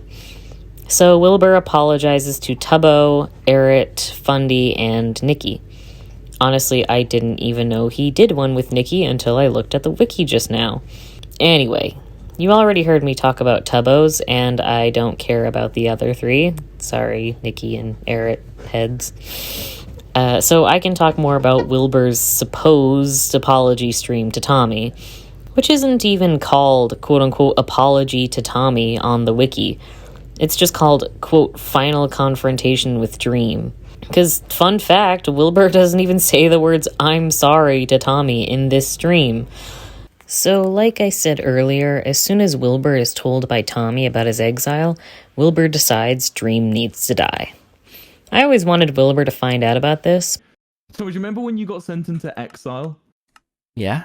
Yeah, I remember. I was there, Tommy. I was there. No, Ghostbur was there. I was in the So was Big cave Q. with that little ghost's fucking head. But he basically forces Tommy to uncomfortably relay this traumatic incident to Wilbur. Who exiled you? Why haven't you told me this? Talk about it. Why haven't you? No, why haven't you told me this before? I don't want to talk about the exile of Tubbo. I don't want to talk about this. Oh, was the word? I quite frankly, just talking about it makes. I really don't want to talk about it. Let's talk about girls and breasts. Well, okay, well we can sail right now to Longstershire. That wouldn't help me, Will. A burrito. Maybe we don't need to go down this way. Why don't I show you where Mexican Dream no, come on. This seems like I remember this place. This is Longstershire, right? You notice how the to-do list is so basic. So you know, I actually feel. You know what? Can I be honest? I feel quite good talking about this. Okay. Especially now I have. However, it is glorious and also unfortunate that Wilbur's first response is to have an entire imagined scene in his head of him confronting Dream in the prison and beating the shit out of him. So please, grant me this respite. Dream! This is the end for you! Dream! I will never take what you did! It's glorious because it's just nice to see abusers get beat for hurting kids. But it's unfortunate because it means Wilbur's attention is only on punishing Dream rather than Tommy's feelings, which ends up basically being the entire motto of this stream. It seems like Wilbur doesn't listen to Tommy's hesitation the whole time and decides he knows exactly how to stop Dream from tormenting him again.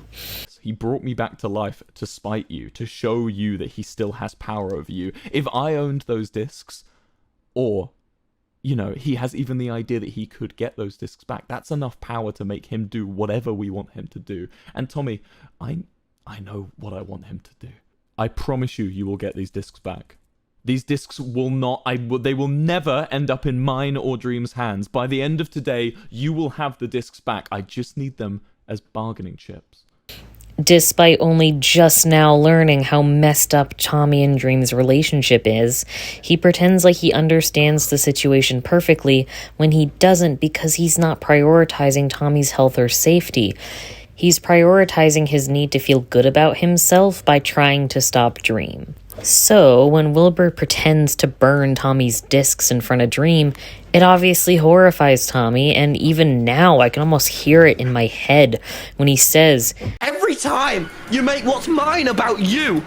Because he sounds so fucking raw here. Tommy sounds hysterical, and it makes me so damn positive that Tommy, the real guy, had no idea what Wilbur's character was going to do, so he reacted the way Tommy's character would obviously react, with immense distress. But Wilbur has the gall to turn around and explain the discs he burned were fake. He did it to protect Tommy from Dream, which doesn't make any sense. And that's supposed to be his way of absolving himself of guilt for abandoning Tommy before? I did this for you. Dream thinks the discs are gone, and he no longer has any power over you. What the fuck? Really? Then Wilbur leaves the server, and it cuts to him in fucking Utah, and it's supposed to be a funny last-minute tonal shift to mirror the comedic style of improv they did at the start of the roleplay. It's an unearned tonal shift, and thus immensely jarring. Plus, due to Tommy being clearly upset at Wilbur's shitty attempt to help him, it also feels like a completely unsatisfying ending, since Wilbur has just done what he did before, and didn't listen to someone before acting on his impulses and letting them get hurt. Also, before Wilbur says he's going back to the real-world Utah, Tommy straight up just asks him if Wilbur was going to kill himself now that he's done his supposed good deeds. What? Will, you gonna come back? I mean, probably not. I'm going very far away.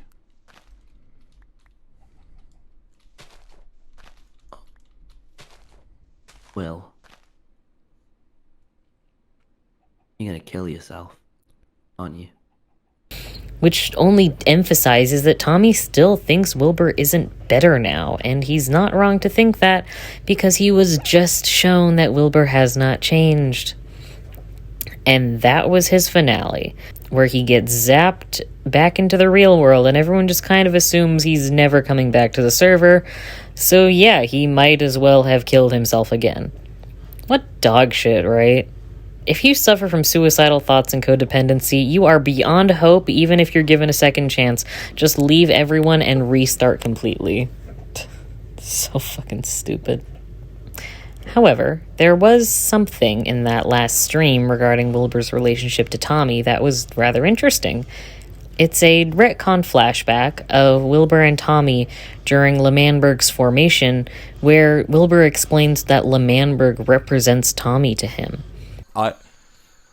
It reminds me of you. L'Manberg, just this time we've spent together. This time we've spent together having fun, and you know, hanging out with you outside of, you know, stupid SMP Earth stuff has been really good. And this isn't just a silly river delta to me anymore. It's got a name. It's got a story. It's L'Manberg, and it's to me it's you. Do you really mean that? Mm-hmm. It's a rather bittersweet scene, but oh boy, it recontextualizes a lot of Independence era and Pogtopia. It's interesting to confirm something like that, considering Wilbur's line, "If I can't have L'Manberg, then no one can," now becomes a very possessive statement about Tommy, which feels in character, but it doesn't feel like it's properly addressed, and not even Tommy seems to realize this. Or at least if he does, and it doesn't seem like he knows, it's a big problem. I'm glad this scene is here, since it confirms Wilbur's biggest issue is that he's codependent with Tommy.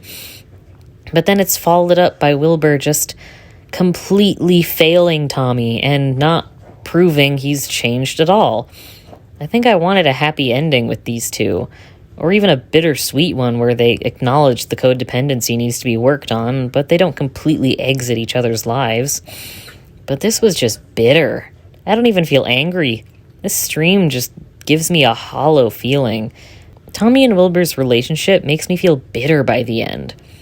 And I think that's the only way I can end this segment. Just bitter.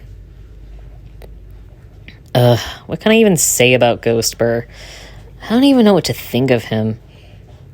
For Season 2, where he's introduced as Wilbur's ghostly counterpart, he doesn't do much plot-wise other than offer comedic relief or random angst about Wilbur. He's optimistic, but I don't think he's childish. He'll make dark jokes every now and then, after all. But I think the point is he's supposed to come off as the opposite of Wilbur when he was alive. I don't know. It's really unclear what Ghostbur might represent for Wilbur. He could be Wilbur's soul, his inner thoughts, his self-hate, his happiness and sadness personified. Or Ghostbur could just be representative of the fact that the primary emotions Wilbur felt when he was alive was anger and jealousy, but Ghostbur didn't want to be angry in death, so only took Wilbur's joy and sadness emotions into his life as a walking spirit. Who knows? Which is why I don't think I'm going to talk about Ghostbur much. I just don't know what I can talk about with him. However, I will say I think it's kind of misguided to have a character essentially have an assisted suicide, and then their ghost comes back far happier in death than they were in life. Just saying. Speaking of suicide, really joyous transition there. Let's go into Wilbur's mental health and failed redemption arc. Honestly, I don't think Wilbur, the real person, was equipped to dip into the territory of presenting mental illness given how it ended. It's clear he's familiar with what it's like to have depression, but in terms of dealing with it, I guess he struggles to see what that half of the story could look like for his character. I think the lead up to the ending was smart, at least. Wilbur's suicide and then revival where he hurts people again is just blatantly showing himself and the viewer that being revived doesn't mean he can just go back to what he was doing again, as if the suicide has fixed him. He has to be the one to change himself if he doesn't want to hurt others and end up wanting to kill himself again. It's kind of a good message to send, since it's not promoting suicide. It's saying killing yourself will not fix anything. Or at least that is what the message would be if they stuck the landing. Wilbur actually had a happy ending. Wilbur didn't even need to be forgiven by everyone. Nikki or Tubbo could have decided not to. He didn't need to remain at Tommy's side or anything, but completely being isekai'd back into reality to never see any character again. Like I said, he might as well just killed himself. There should have been hope left for him, even if his ending still meant taking some time away to truly get better. For the final segment on Wilbur's character, I want to talk about Wilbur's influence on the tonal shift of DreamSMP. Yeah, we're gonna get a little meta, I guess. Tonal shifts in stories aren't always the result of one action or one character. They tend to build up over time along with rising stakes. But I think I can point to Wilbur for being the primary cause for these shifts to start happening. Wilbur had an eagerness to take certain parts of the roleplay seriously with his acting during the Independence era, and after fans reacted positively to this sincerity by making art and animatics, obviously the other streamers were going to follow suit so they could get more views on their DreamSMP streams, and also just because it's fun to do sincere role-playing. This added sincerity to the role-playing also coincided with Wilbur, the real person, deciding to have his character experience a mental decline, which adds heavier subject matter to the story, which adds drama, and the fans responded even more positively. This means there was a tonal shift into less comedy, a desire to present darker subject matter to add drama, and a need to raise the stakes alongside that to keep tension high and fans engaged. Obviously, not every streamer adapted to this style of role-playing, but those tended to be the less remembered members, sadly. But they were probably better off not adapting to it since, they were streamers. They weren't on a Minecraft server with the intention of writing a respectful roleplay with themes of abuse and trauma that they had no idea how to tackle. So, when you're someone who isn't familiar with writing stories and all your knowledge comes from Marvel or shonen anime, and you have an incentive to always be engaging to your audience, these changes that add more drama, raise stakes, and touch on heavy subject matter only tend to escalate until we're watching this one guy formulate an entire plot to isolate a single teenager from his friends and mentally degrade that kid by destroying his resources and psychologically abusing him to the point of the teenager contemplating suicide. Of course, Wilbur, the real guy, or the character, aren't solely to blame for what happened in Season 2 onward. But I think he laid the groundwork for other people like Dream, the real guy, to take it much further than expected. And now, finally, I am going to talk about Tommy. This might be the longest character section. Tommy's story as a character in this roleplay is that of abuse. He is abused by two people, one who was his friend and one who only claimed to be his friend. It didn't start that way on purpose, but that's what the story ended up as, and it seems like a majority of the server only somewhat understood that. If that topic upsets you, then I suggest skipping most, if not all, of this section. So one thing I haven't really touched on is Tommy, Tubbo, and Ranboo's ages, though it's more going to be in reference to Tommy. I don't know how popular this take is, but I've seen it a few times, and it's this notion that Tommy's age doesn't matter, because if teenagers can become presidents in this story, then age is meaningless in this world. I don't agree with this, because Tommy being 16 turned 17 is canon to the character, and the actors themselves were also minors at the time. It's also just stated in-universe several times by Tommy and the other then-teenage streamers.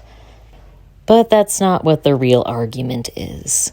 The real argument is that if Tommy as a character is meant to have all the same attributes as a real-world teenager, then suddenly all of the mistreatment he receives from the adults around him has a much more morally questionable interpretation.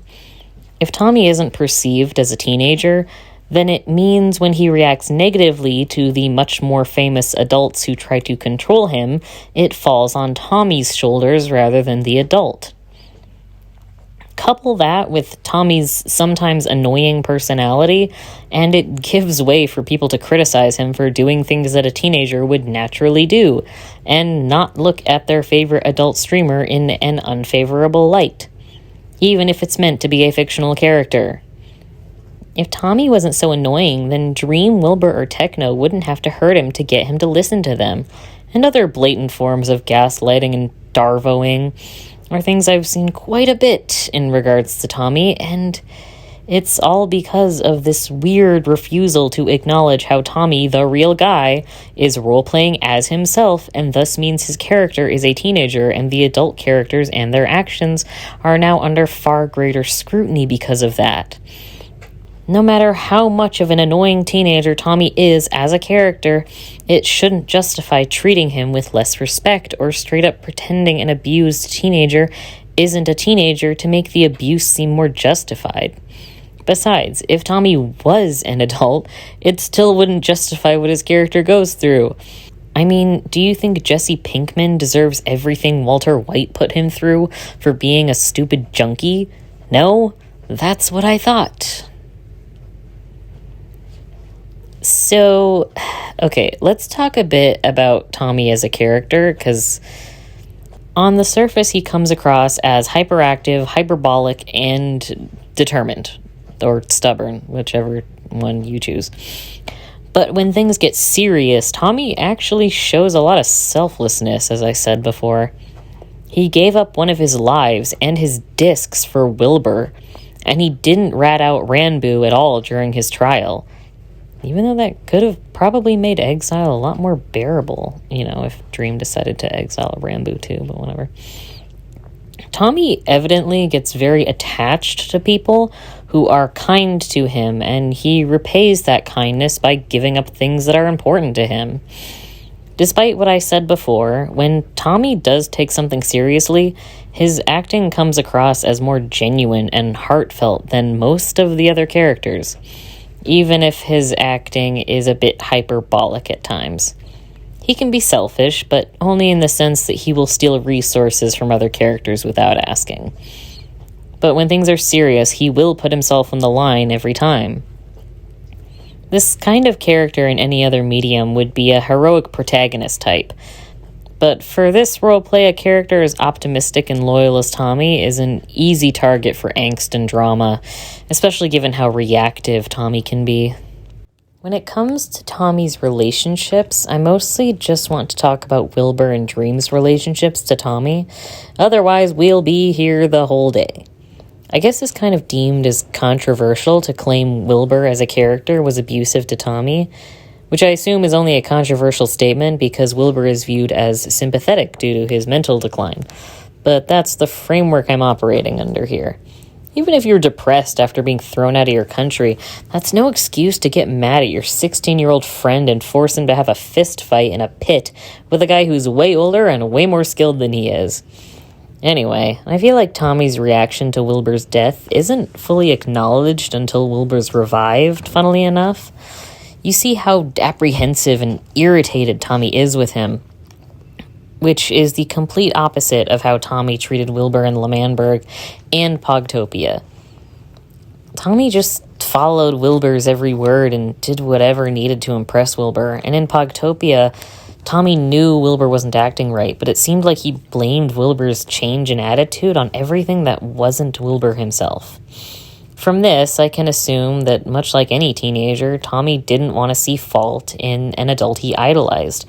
He probably thought if he remained hopeful and fought for L'Manberg, then Wilbur won't be depressed anymore. Oh, and Schlatt banished us.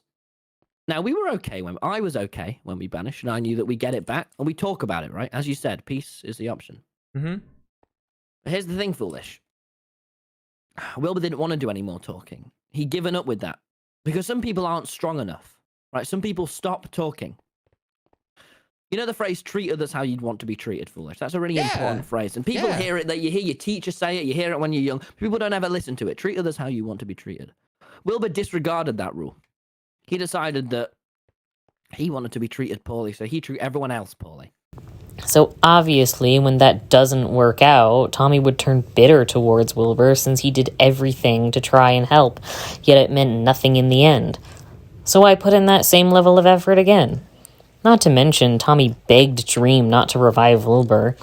Even though Tommy cared about him so much in Pogtopia, Wilbur's awful treatment was enough for Tommy to refuse to see his older brother figure alive again, even though that was the only reason he kept Dream alive in the prison at all.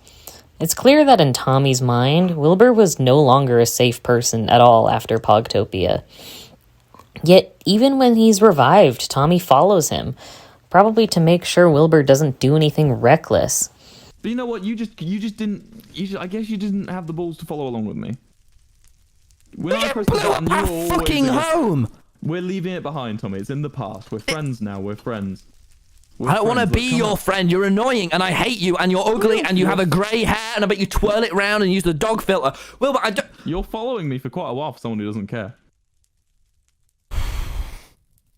Where are we going next? Basically, Tommy became conditioned to be Wilbur's caretaker, and it seemed like the streamers were both aware of this, which is why I still don't understand why the ending went the way it did. So, this stream is titled as Inconsolable Differences. I already said this earlier, but the first thing I don't like is that Wilbur has to coax Tommy into talking about his exile. It's not happening on Tommy's terms at all. Tommy offhandedly mentions the exile, probably because it said so in their loosely drafted script, and then suddenly Wilbur demands Tommy explain it. That wasn't a holiday. That was my exile. That wasn't a holiday. That was where I was banished alone to fucking die. That wasn't a holiday. Well, who exiled you? Why haven't you told me this? Talk about it. Why haven't you told me this before? I don't want to talk about the exile. Who exiled you? I didn't exile you. Did Ghost? But what? The whole time, Tommy explains it, he just sounds like he's uncomfortable and doesn't want to talk about it. And Wilbur hasn't done anything to earn Tommy's trust back at this point. After Wilbur comes out of his murder fantasy about Dream, it's like he suddenly stops listening to Tommy entirely. And you know, I don't want to see him. There's no way to find Dream. Tommy, is there nothing that can bring Dream out? Okay, well, let's go trigger it, right? No, I'm not. No. First of all, it's very complicated, and I am not going in the prison. Well, fuck off. Listen to me, man. If we can, if we can just get Dream to come out and then we use the disc somehow, some kind of bartering method. And he's coaxed into this plan that Wilbur cooks up instantly, but he's not given all the details to. You know, he has even the idea that he could get those discs back. That's enough power to make him do whatever we want him to do. And Tommy, I know what I want him to do. What? Tom, you'll find out. Plus, you know how I said Tommy and Wilbur don't have the trust established for this to even happen? Wilbur fully tricked Tommy into believing the discs were burned, primarily because he didn't trust Tommy to keep his mouth shut about the plan in front of Dream. You're a good kid, Tommy. Thank you for trusting me. These are the real discs. Those are the real ones. I had a pair of fake ones in my ender chest for this exact reason. Why wouldn't you tell me before? Because I knew you'd give it away. It was the only way he could believe me, is if you believed it. Like I said before, Tommy getting mad at Wilbur invalidates Wilbur's good intentions entirely, because Wilbur didn't have Tommy's best interests in mind. Also, it's dumb to make Dream think the discs are gone forever, because when Dream killed Tommy, the discs were already in Tommy's possession, and they were barely brought up during that stream. Dream's power over Tommy doesn't just come from the discs.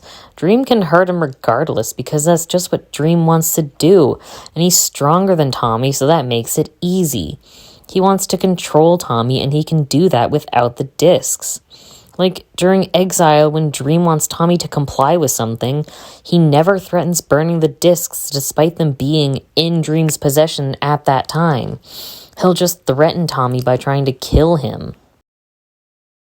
Near the end of the stream, before Wilbur says he's going to Utah, Tommy starts mumbling about how mean Wilbur was in Pogtopia, and it sounds like an opening for Wilbur to start his little apology monologue.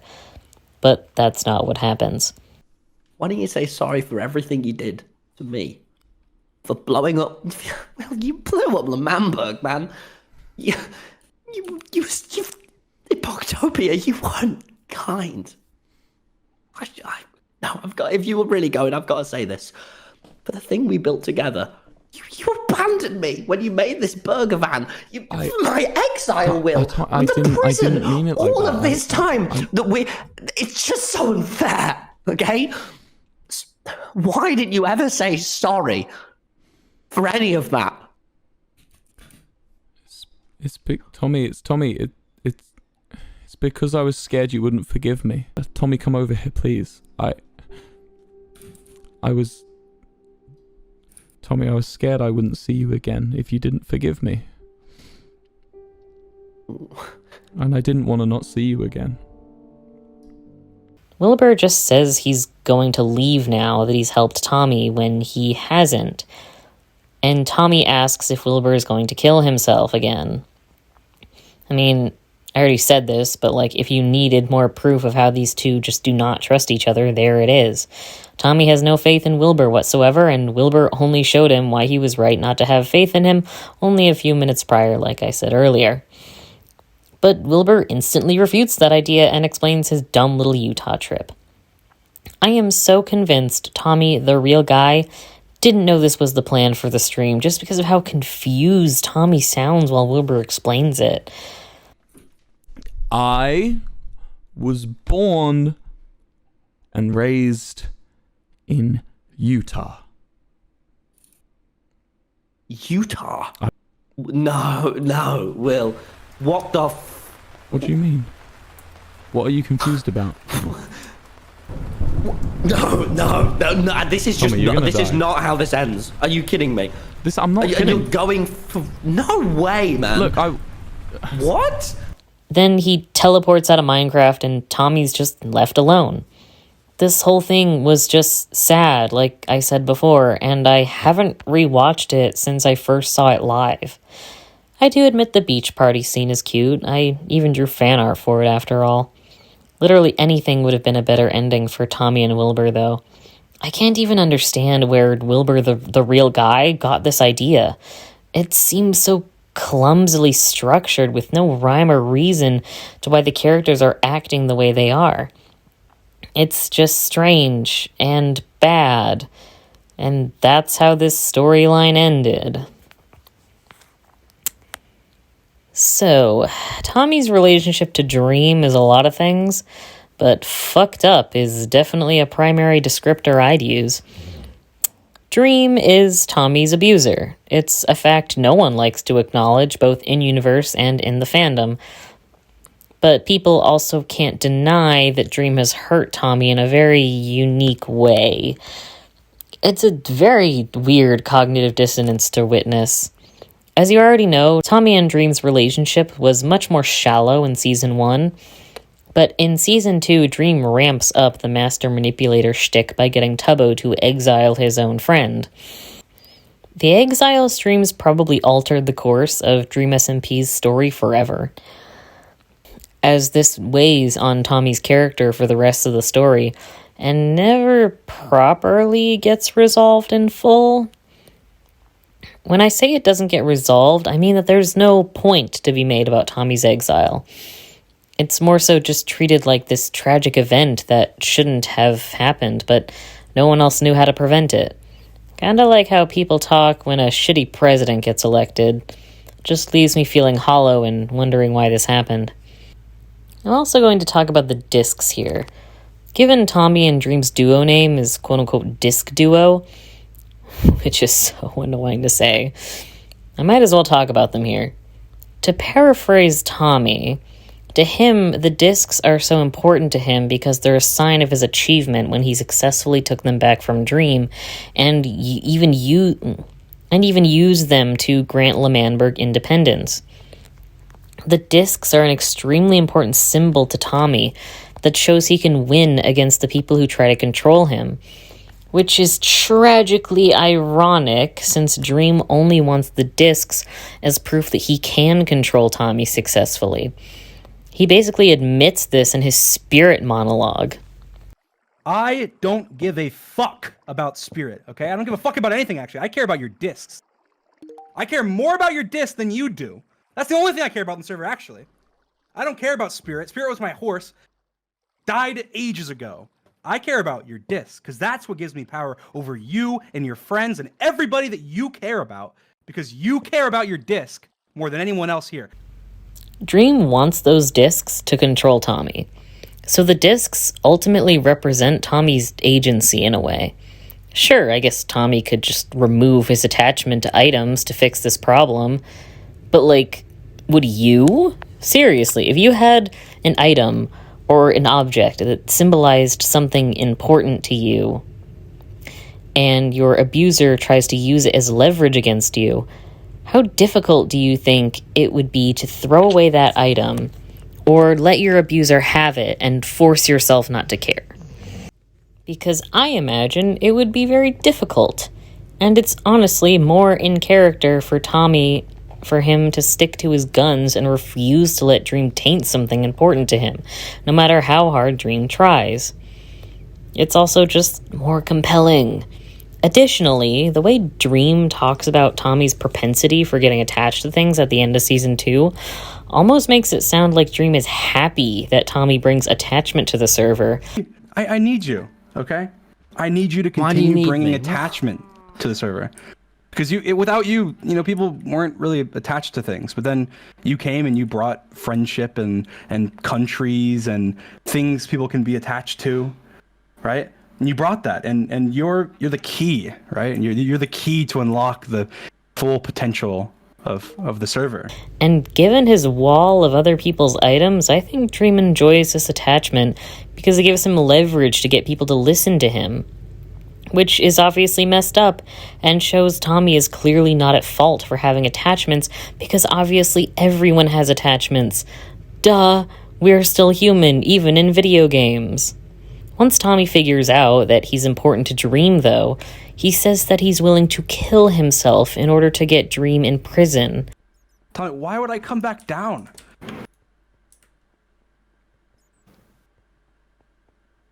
Because Dream, if you don't come down, I'll just kill me. And then this server, you won't have any more fun.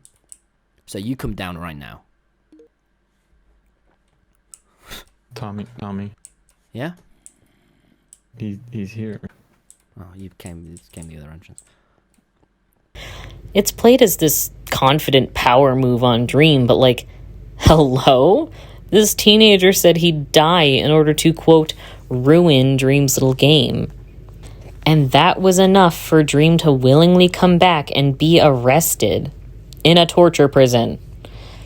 This is a reflection on how much Dream values Tommy for their little cat and mouse shtick, but also just shows how willing Tommy is to throw away his life, which could mean several things. It could reflect how Tommy is willing to throw away his life if he believes in something strongly, which lines up with L'Manberg. It could mean Tommy understands Dream, has an attachment to him, which is eerie and accurate. I feel like there's several ways to view this, but ultimately, I think it's a reflection of how messed up Dream's attachment to Tommy is, and how Tommy knows this and uses that to his advantage without realizing the full extent of how deeply unsettling it is. I mean, if I had an abuser who was obsessed with me to the point that they'd lock themselves in a torture prison so I wouldn't kill myself in order to stop being their puppet, I don't think I'd be happy about it for very long. Regardless, Tommy got to throw Dream in jail, and I was happy for him in that moment. Part of why I think Tommy never got to sit down and explain to someone what happened with Dream was just because of how he acts when talking about the traumatic incident. He'll say stuff like, "Dream was my friend, I think," and then instantly walk it back and insult Dream in the same sentence. I may have spotted a certain particular individual. What? His name starts with D, it ends with Eam. What? What? Where are you? Where are you? With Doctor and ends with Eam. Where are you? Where are you? Where are you? I'm at your old base, actually. Oh, wait, where should I go? Should I come and see you? Maybe I'll see him. Oh, no, but he doesn't want to see me, Technoblade. Technoblade, what do I do? Wait, can I come and see him? Can I come and see him? I mean, I've missed him so much. See him, I just got the impression that you kind of didn't want to see him, actually. Well, I mean, I want to see him. He just wants to... I need to hide from him. Tommy, you're giving me very contradicting statements here. When Tommy has these moments, he's actually talking very fast, and his tone flips back and forth to the point where the other characters don't understand what he's saying, which causes them to usually get annoyed with him for it. It's understandable for other characters to be frustrated with Tommy. The way he's handling this trauma is very erratic, and Tommy gets overwhelmed very fast. I'm not saying Tommy needs to explain by repeating the story word for word, but I just wanted him to be able to trust someone again who is at least aware of what he went through, for him to be able to mention it without freaking out. Someone like Ranboo or Sam, who already felt empathy for Tommy and what he experienced until Dream sabotaged that. I don't know enough about PTSD to say whether Tommy the Real Guy did an accurate portrayal, but there's no refuting it's a teenager's attempt at portraying PTSD. Expecting well-written portrayals of mental illness in this roleplay is like expecting America to stop being a fascist military state after one election. It won't happen overnight, but there's an attempt every now and then, and that's what matters. That is a line that aged gloriously. The thing that I know is accurate to PTSD, though, is the victim blaming Tommy receives for being so erratic when the subject of his exile is brought up from both fans and some of the characters of this roleplay. Though honestly, Tommy's been victim blamed since exile happened at all. So let's talk a little bit about the notion of a perfect victim. I'm not an expert at this topic, but I'll summarize. The idea of a perfect victim is when someone is suffering at the hands of an abuser or any oppressive force, and there are expectations for how they have to react depending on the nature of their abuse. Usually this takes the form of expecting the victim in question to be a girl, for starters. They're also expected to be passive, make little to no mistakes, be non-confrontational, and hold little to no resentment for what happened to them.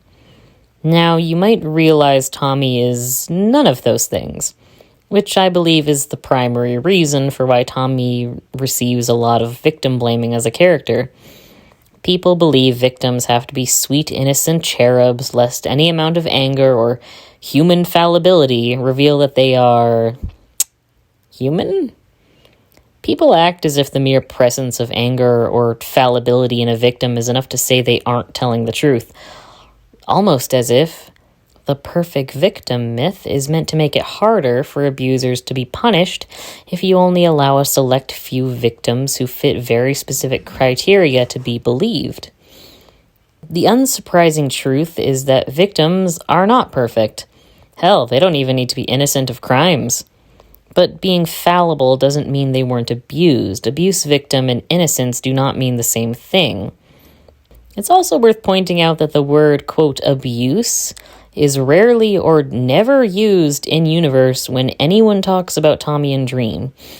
Even Tommy doesn't drop the word abuse. Instead, he'll say things like, "you hurt me," and other similar phrases that don't carry the same weight as the word abuse. Especially in the case of fiction, if the narrative doesn't acknowledge the abuse of a character despite evidence to the contrary, then the fanbase is much less likely to acknowledge the abuse as such.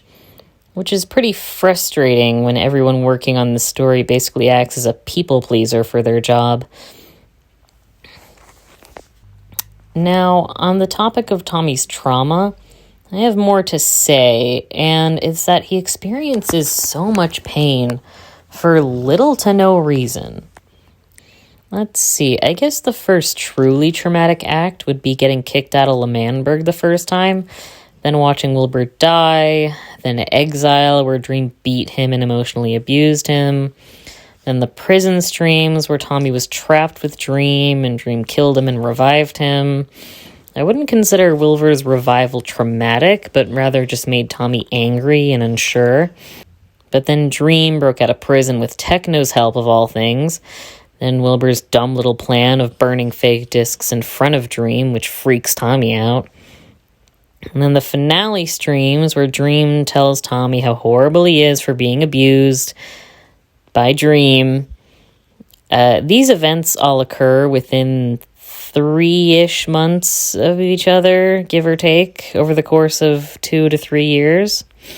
That's essentially a new traumatic event for Tommy's character 4 times in a year. And after each event, Tommy only gets more jumpy and paranoid, and his support system of other characters like Tubbo and Sam are slowly ruined by Dream or other forces at play. It is exhausting to watch Tommy get repeatedly screwed over, and for what? What was the point of including aspects of abuse and suicide into this story? I know it's up to the viewer to discern a meaning at this point, given these men had zero intention of any theme or message, which I will save for later. But truthfully, I think this is just too much pain with too little substance. It makes me think that since Tommy's trauma was compelling, and drove in high viewership due to stakes plus drama, like I said earlier, they didn't know what else to do to raise stakes than just by traumatizing him more, thus making Dream more evil on a psychological level. But when you raise stakes and make the tone darker by adding abuse, you can't treat abuse like a soap opera because it's exhausting after a while. But that's how it seems like they approached it at times. It's like power creep, but for tragic storytelling. So, that's my thoughts on Tommy. It was like 5 pages worth. Let's close off Tommy's section with some sugar to help the medicine go down. Which is to say, I love Tommy as a character. And so do so many other people. Hell, I'm in a zine right now, at the time of recording, where we all have to trust see Tommy. Despite all of the pain Tommy endures, he doesn't give up. Not completely, at least. He fights and fights for his happy ending because he knows he deserves it, even if no one wants him to have that ending for himself. He'll take in random pets who walk up to him, full knowing someone may use them as leverage against him. He tries to love and trust again, even if it's hard. When Dream brags about having no attachments at the end of Season 2, Tommy asks, "How do you not hurt?" I don't want to be controlled, so I cut everything. I lost everything. But how do you not I had hurt? to lose everything. I had to lose everything to gain everything. Which is probably the most empathy he ever expresses towards Dream, aside from the finale, probably. He might be angry and combative and stubborn at times, but he's ultimately hopeful. While I was writing this, Jack Manifold did a stream on the DreamSMP server for the first time in a while, and apparently it was only to gamble in Quackity's country, which kind of retcons the ending with Dream and Tommy, I guess, which would be awesome, but I digress. At some point, Tommy hops on the server, but he's not streaming. He's not in a voice call either, so Tommy and Jack talk through the in-game chat. It's a short conversation, and the tone is kind of melancholy, but wistful as they kind of catch up with each other. Near the end, Jack asks Tommy if he's happy, to which Tommy answers that he's, quote, getting there. It was the first time hearing from Tommy as a character since the finale streams with Dream. It doesn't fix what happened in those streams, but I think it provided a level of closure and finally a sense of hope for this kid, though now an adult, will be okay and he can be happy after everything that happened to him. It also works as a soft epilogue for the series, where they quietly reminisce about the fun times before saying goodbye. It wasn't perfect, but it meant something to people at some point, and that's gotta count for something, right? And that's Tommy and all the other characters covered. So, if I had to pick a theme for DreamSMP and its story, I'd say there's technically several and heavily open to interpretation, since it changes among the characters, and a lot of the acting is improv. Each character has a central theme to their narrative, just by virtue of how improv roleplay is. They're putting a piece of themselves into the character just by doing or saying what makes sense to them. So it follows that certain habits and behaviors will become noticed as a pattern, thus forming a theme or character arc. But if I had to pick a singular theme to represent everyone, I think it's about power. Power to help, power to hurt, what happens when you prioritize power over others, or when you don't acknowledge your own power, or how someone can rob you of your power without realizing. It's not intentional, obviously. I think it just came naturally based on the personalities of the people involved. Especially given that a lot of the members of this server have been accused of taking advantage of others using their power in recent years. It's not exactly surprising that a lot of the story threads end up revolving around who has power over who. I mean, I'm also just willing to bet a majority of these streamers were taking what they knew about storytelling from stuff like Marvel or shonen anime, like I said before. where a lot of the conflict in those franchises and genres have stories driven by chasing power in some way. Also, because stories about power add stakes, which brings in more viewers, it's an incidental theme that reflects on the people involved, which I guess is what a theme is kind of supposed to do, so there you go. All that is to say, you might assume that I'm saying that the abuse certain characters enact on other characters might have been real, actual abuse being committed in these VODs. But that's not really what I'm saying, because it's not up to me to decide that. I will say this, though. I think some people did use this roleplay to act out certain scenarios that mirrored their real lives in a way. But I don't think they were aware of it. It's not a good idea to imply that if an actor does a good job portraying a victim or an abuser, then that means they must secretly be a real victim or a real abuser. If the abuse on screen was real and not acting, then that's up to the streamers who were affected to decide that for themselves and seek whatever help they need. The most we can do now as the audience is just try to move on and let people heal. Normally, I wouldn't want to include an opinion on the fandom of a media property while reviewing said media, since fandoms don't tend to affect the quality of the content. But here in Darkest Timeline 2024, that's a different story. DreamSMP is a different kind of story, since it happened largely through improv and only on platforms like Twitch and YouTube, where the fans can easily interact with the creators and the story while it's being told. The streamers didn't even intend on telling a cohesive narrative until the fandom decided to take their silly improv seriously, which the streamers responded by trying to perform more serious acting since it appealed to their fan bases.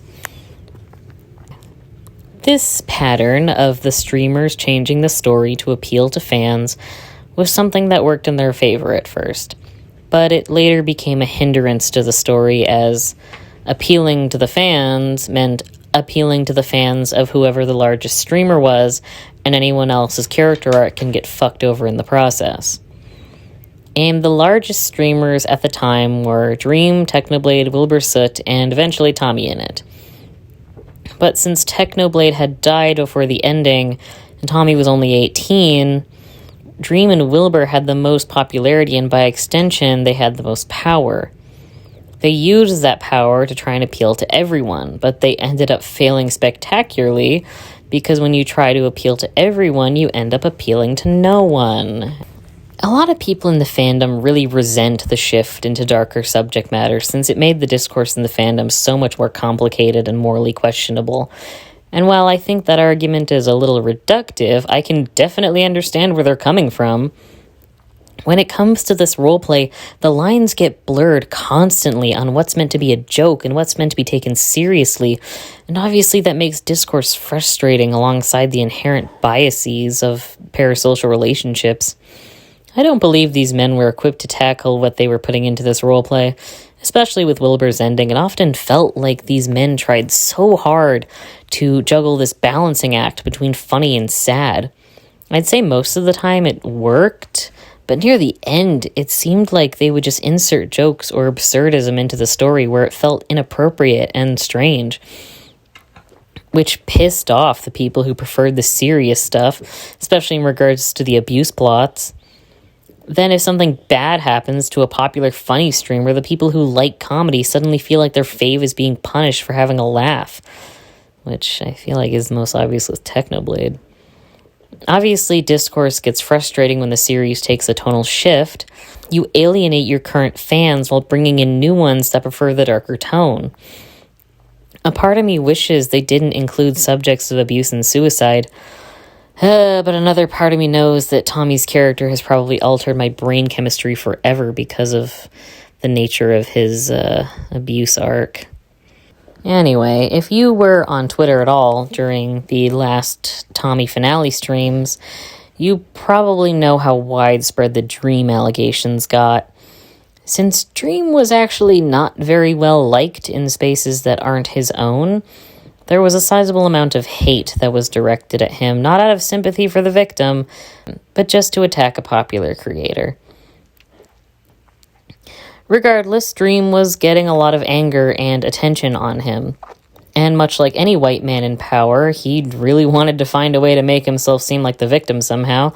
So he did that by presumably manhandling Tommy's entire finale stream to give his most parasocial fans an easy way of sympathizing with him again through his roleplay character. Where he did not previously respect their interpretation of Dream's character as a victim before, he was now playing into that interpretation to get the heat off his back. At least that is the assumption I have made based on what I have witnessed. There just isn't much information aside from vague claims by fans and just speculation. But unfortunately, since a good chunk of the fandom does not view this series as a roleplay story, and rather just a collection of videos where their favorite streamers are playing the funny block game, a lot of people happily went along with this garbage story.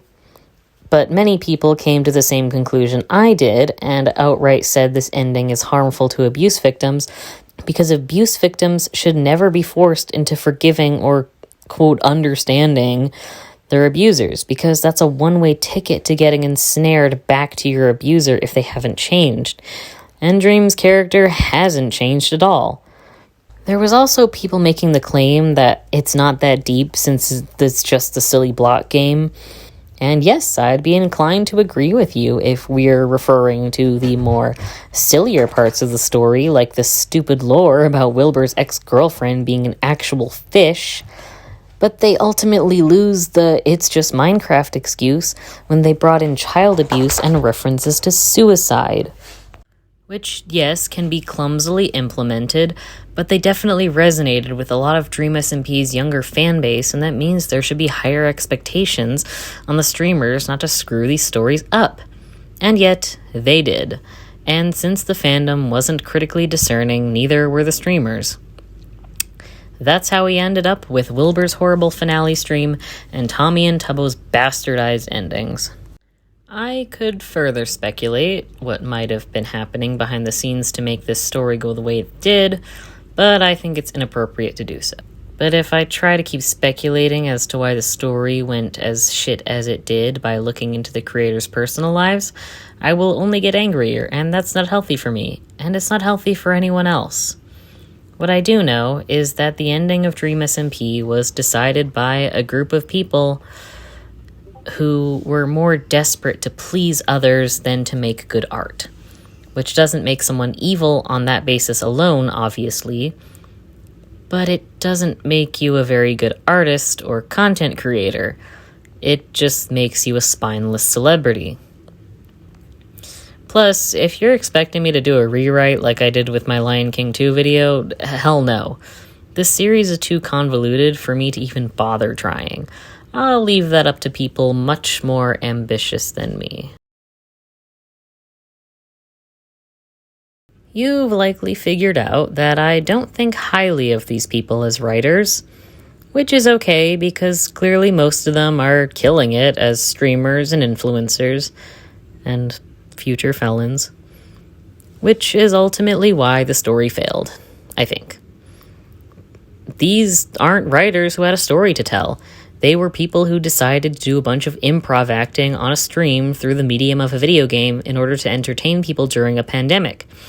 Very few of these people likely had experience at all writing a story outside of an 11th grade English class. So obviously there's no sense of direction, they mostly just followed trends they saw in other media at the time. And sometimes the actions of a character only happen because a streamer wants to look cool. It's giving baby's first self-insert fanfiction energy, which might even be part of its appeal, honestly, and I fully understand if that's the case. But unlike a self-insert fanfiction, it's being broadcasted to millions of people who are taking it fully seriously rather than seeing it for the self-indulgence that it is. Which isn't inherently bad on its own. I just wish these streamers put in more thought if they wanted to include heavy subject matter in this story, because tackling heavy subject matter requires being more deliberate in the acting and story crafting process. It requires being clear and organized in what message you're trying to get across. You can't just leave it up to chance or a loose outline with no clear ending in mind. But that's what they did, and I can only assume they did it that way to preserve the authenticity which makes their influencing career successful, and also probably because they just didn't want to write as much as they wanted to act. Which I understand if that's the case, but I think it just speaks to the ego of some of these streamers to think they were above presenting subjects like abuse with more care and dignity than they were given by the end. Like I said earlier, lack of organization and communication was basically an open secret to the fan base by the time the story ended. Some members have outright confirmed this, like Errett, and some fans speculate where else this lack of communication had affected people's stories. This is the most obvious with Wilbur's Inconsolable Differences stream, where he first decides to apologize to Quackity only to awkwardly realize he wasn't even on the server. No explanation given for that, and everyone just accepted that Wilbur and Quackity hadn't planned out this confrontation at all.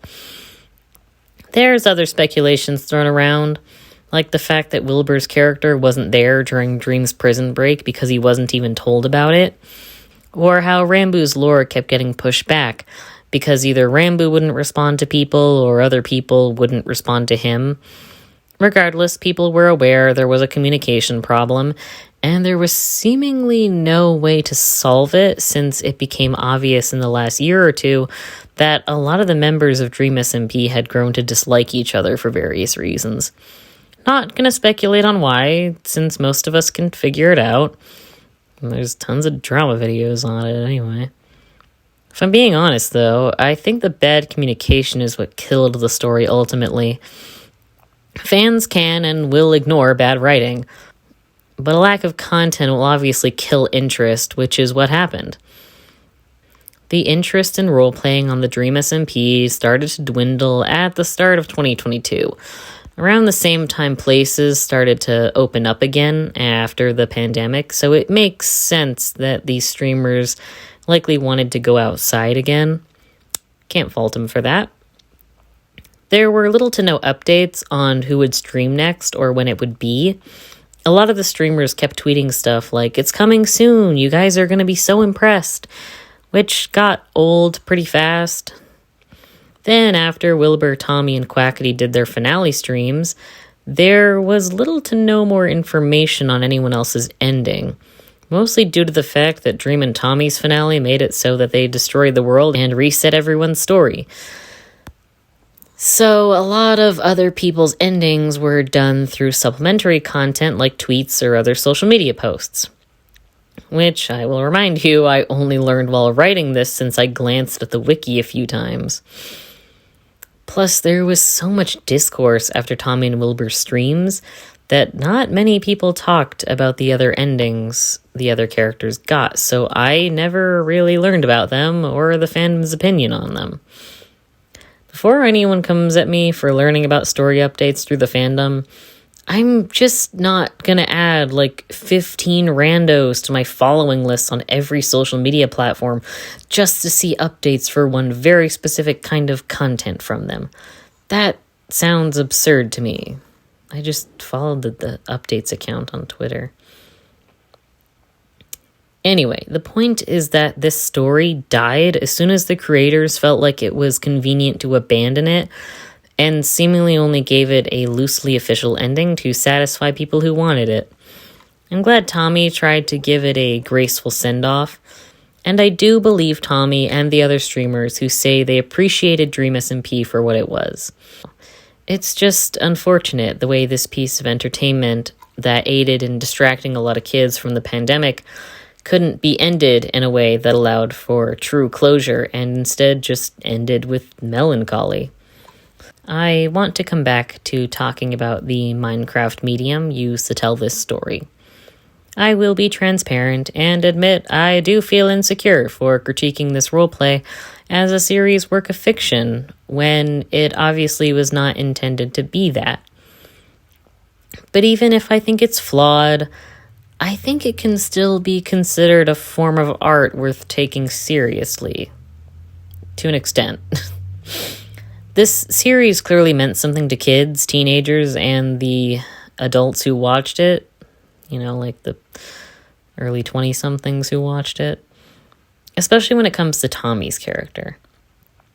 Even if its popularity was only determined by the fact that popular influencers played the characters, even if it was mostly made through improv roleplay, and even if the themes ended up slapping abuse victims across the face, it resonated people in a way which is what I think makes something a piece of art. All that is to say, my grounds for what makes something a piece of art worth talking about is how much it can make me feel something or how much it makes me think about something.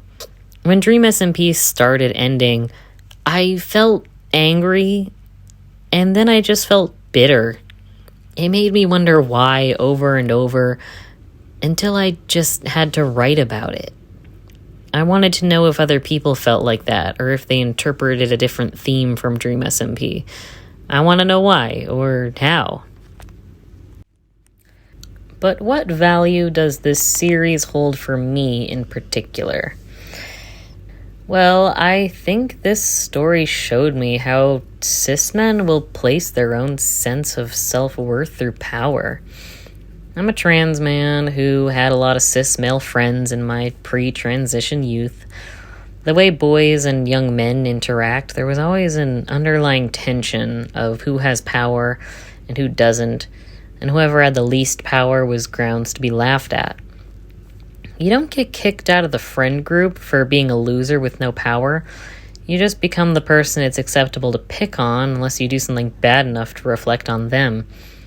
If you want to be sincere for a second or express vulnerability, there's a 50-50 chance everyone will take that opportunity to exert power over you by talking down or making a joke at your expense. And if you try to explain that you feel hurt by this, you get accused of not understanding the joke or ruining the bit. Do it too many times and you slowly get excluded out of the group for not being fun enough. This isn't exclusive to cis men, obviously. Anyone can act like this, but I think we can figure out why I'm singling men out. Cis men aren't really aware of what else is at stake for them other than power. It's what pop culture tells them, and it's what politics tells them. The way you have value is through power over others. Yet, through Tommy's character being the most sympathetic, and Dream and Wilbur's character being vilified for almost the whole story, I feel like it actually shows that power isn't everything there is to value. It's happiness and the things we choose to love. Whether it be an object or a person to care for, the fact that we care about them is what gives them value. This is why the ending was also just bad on a thematic level. Tommy's finale streams culminated in saying that the attachments and love that we have for things are too powerful, and they need to be cut off in order for the world to start over peacefully, where everyone can get along.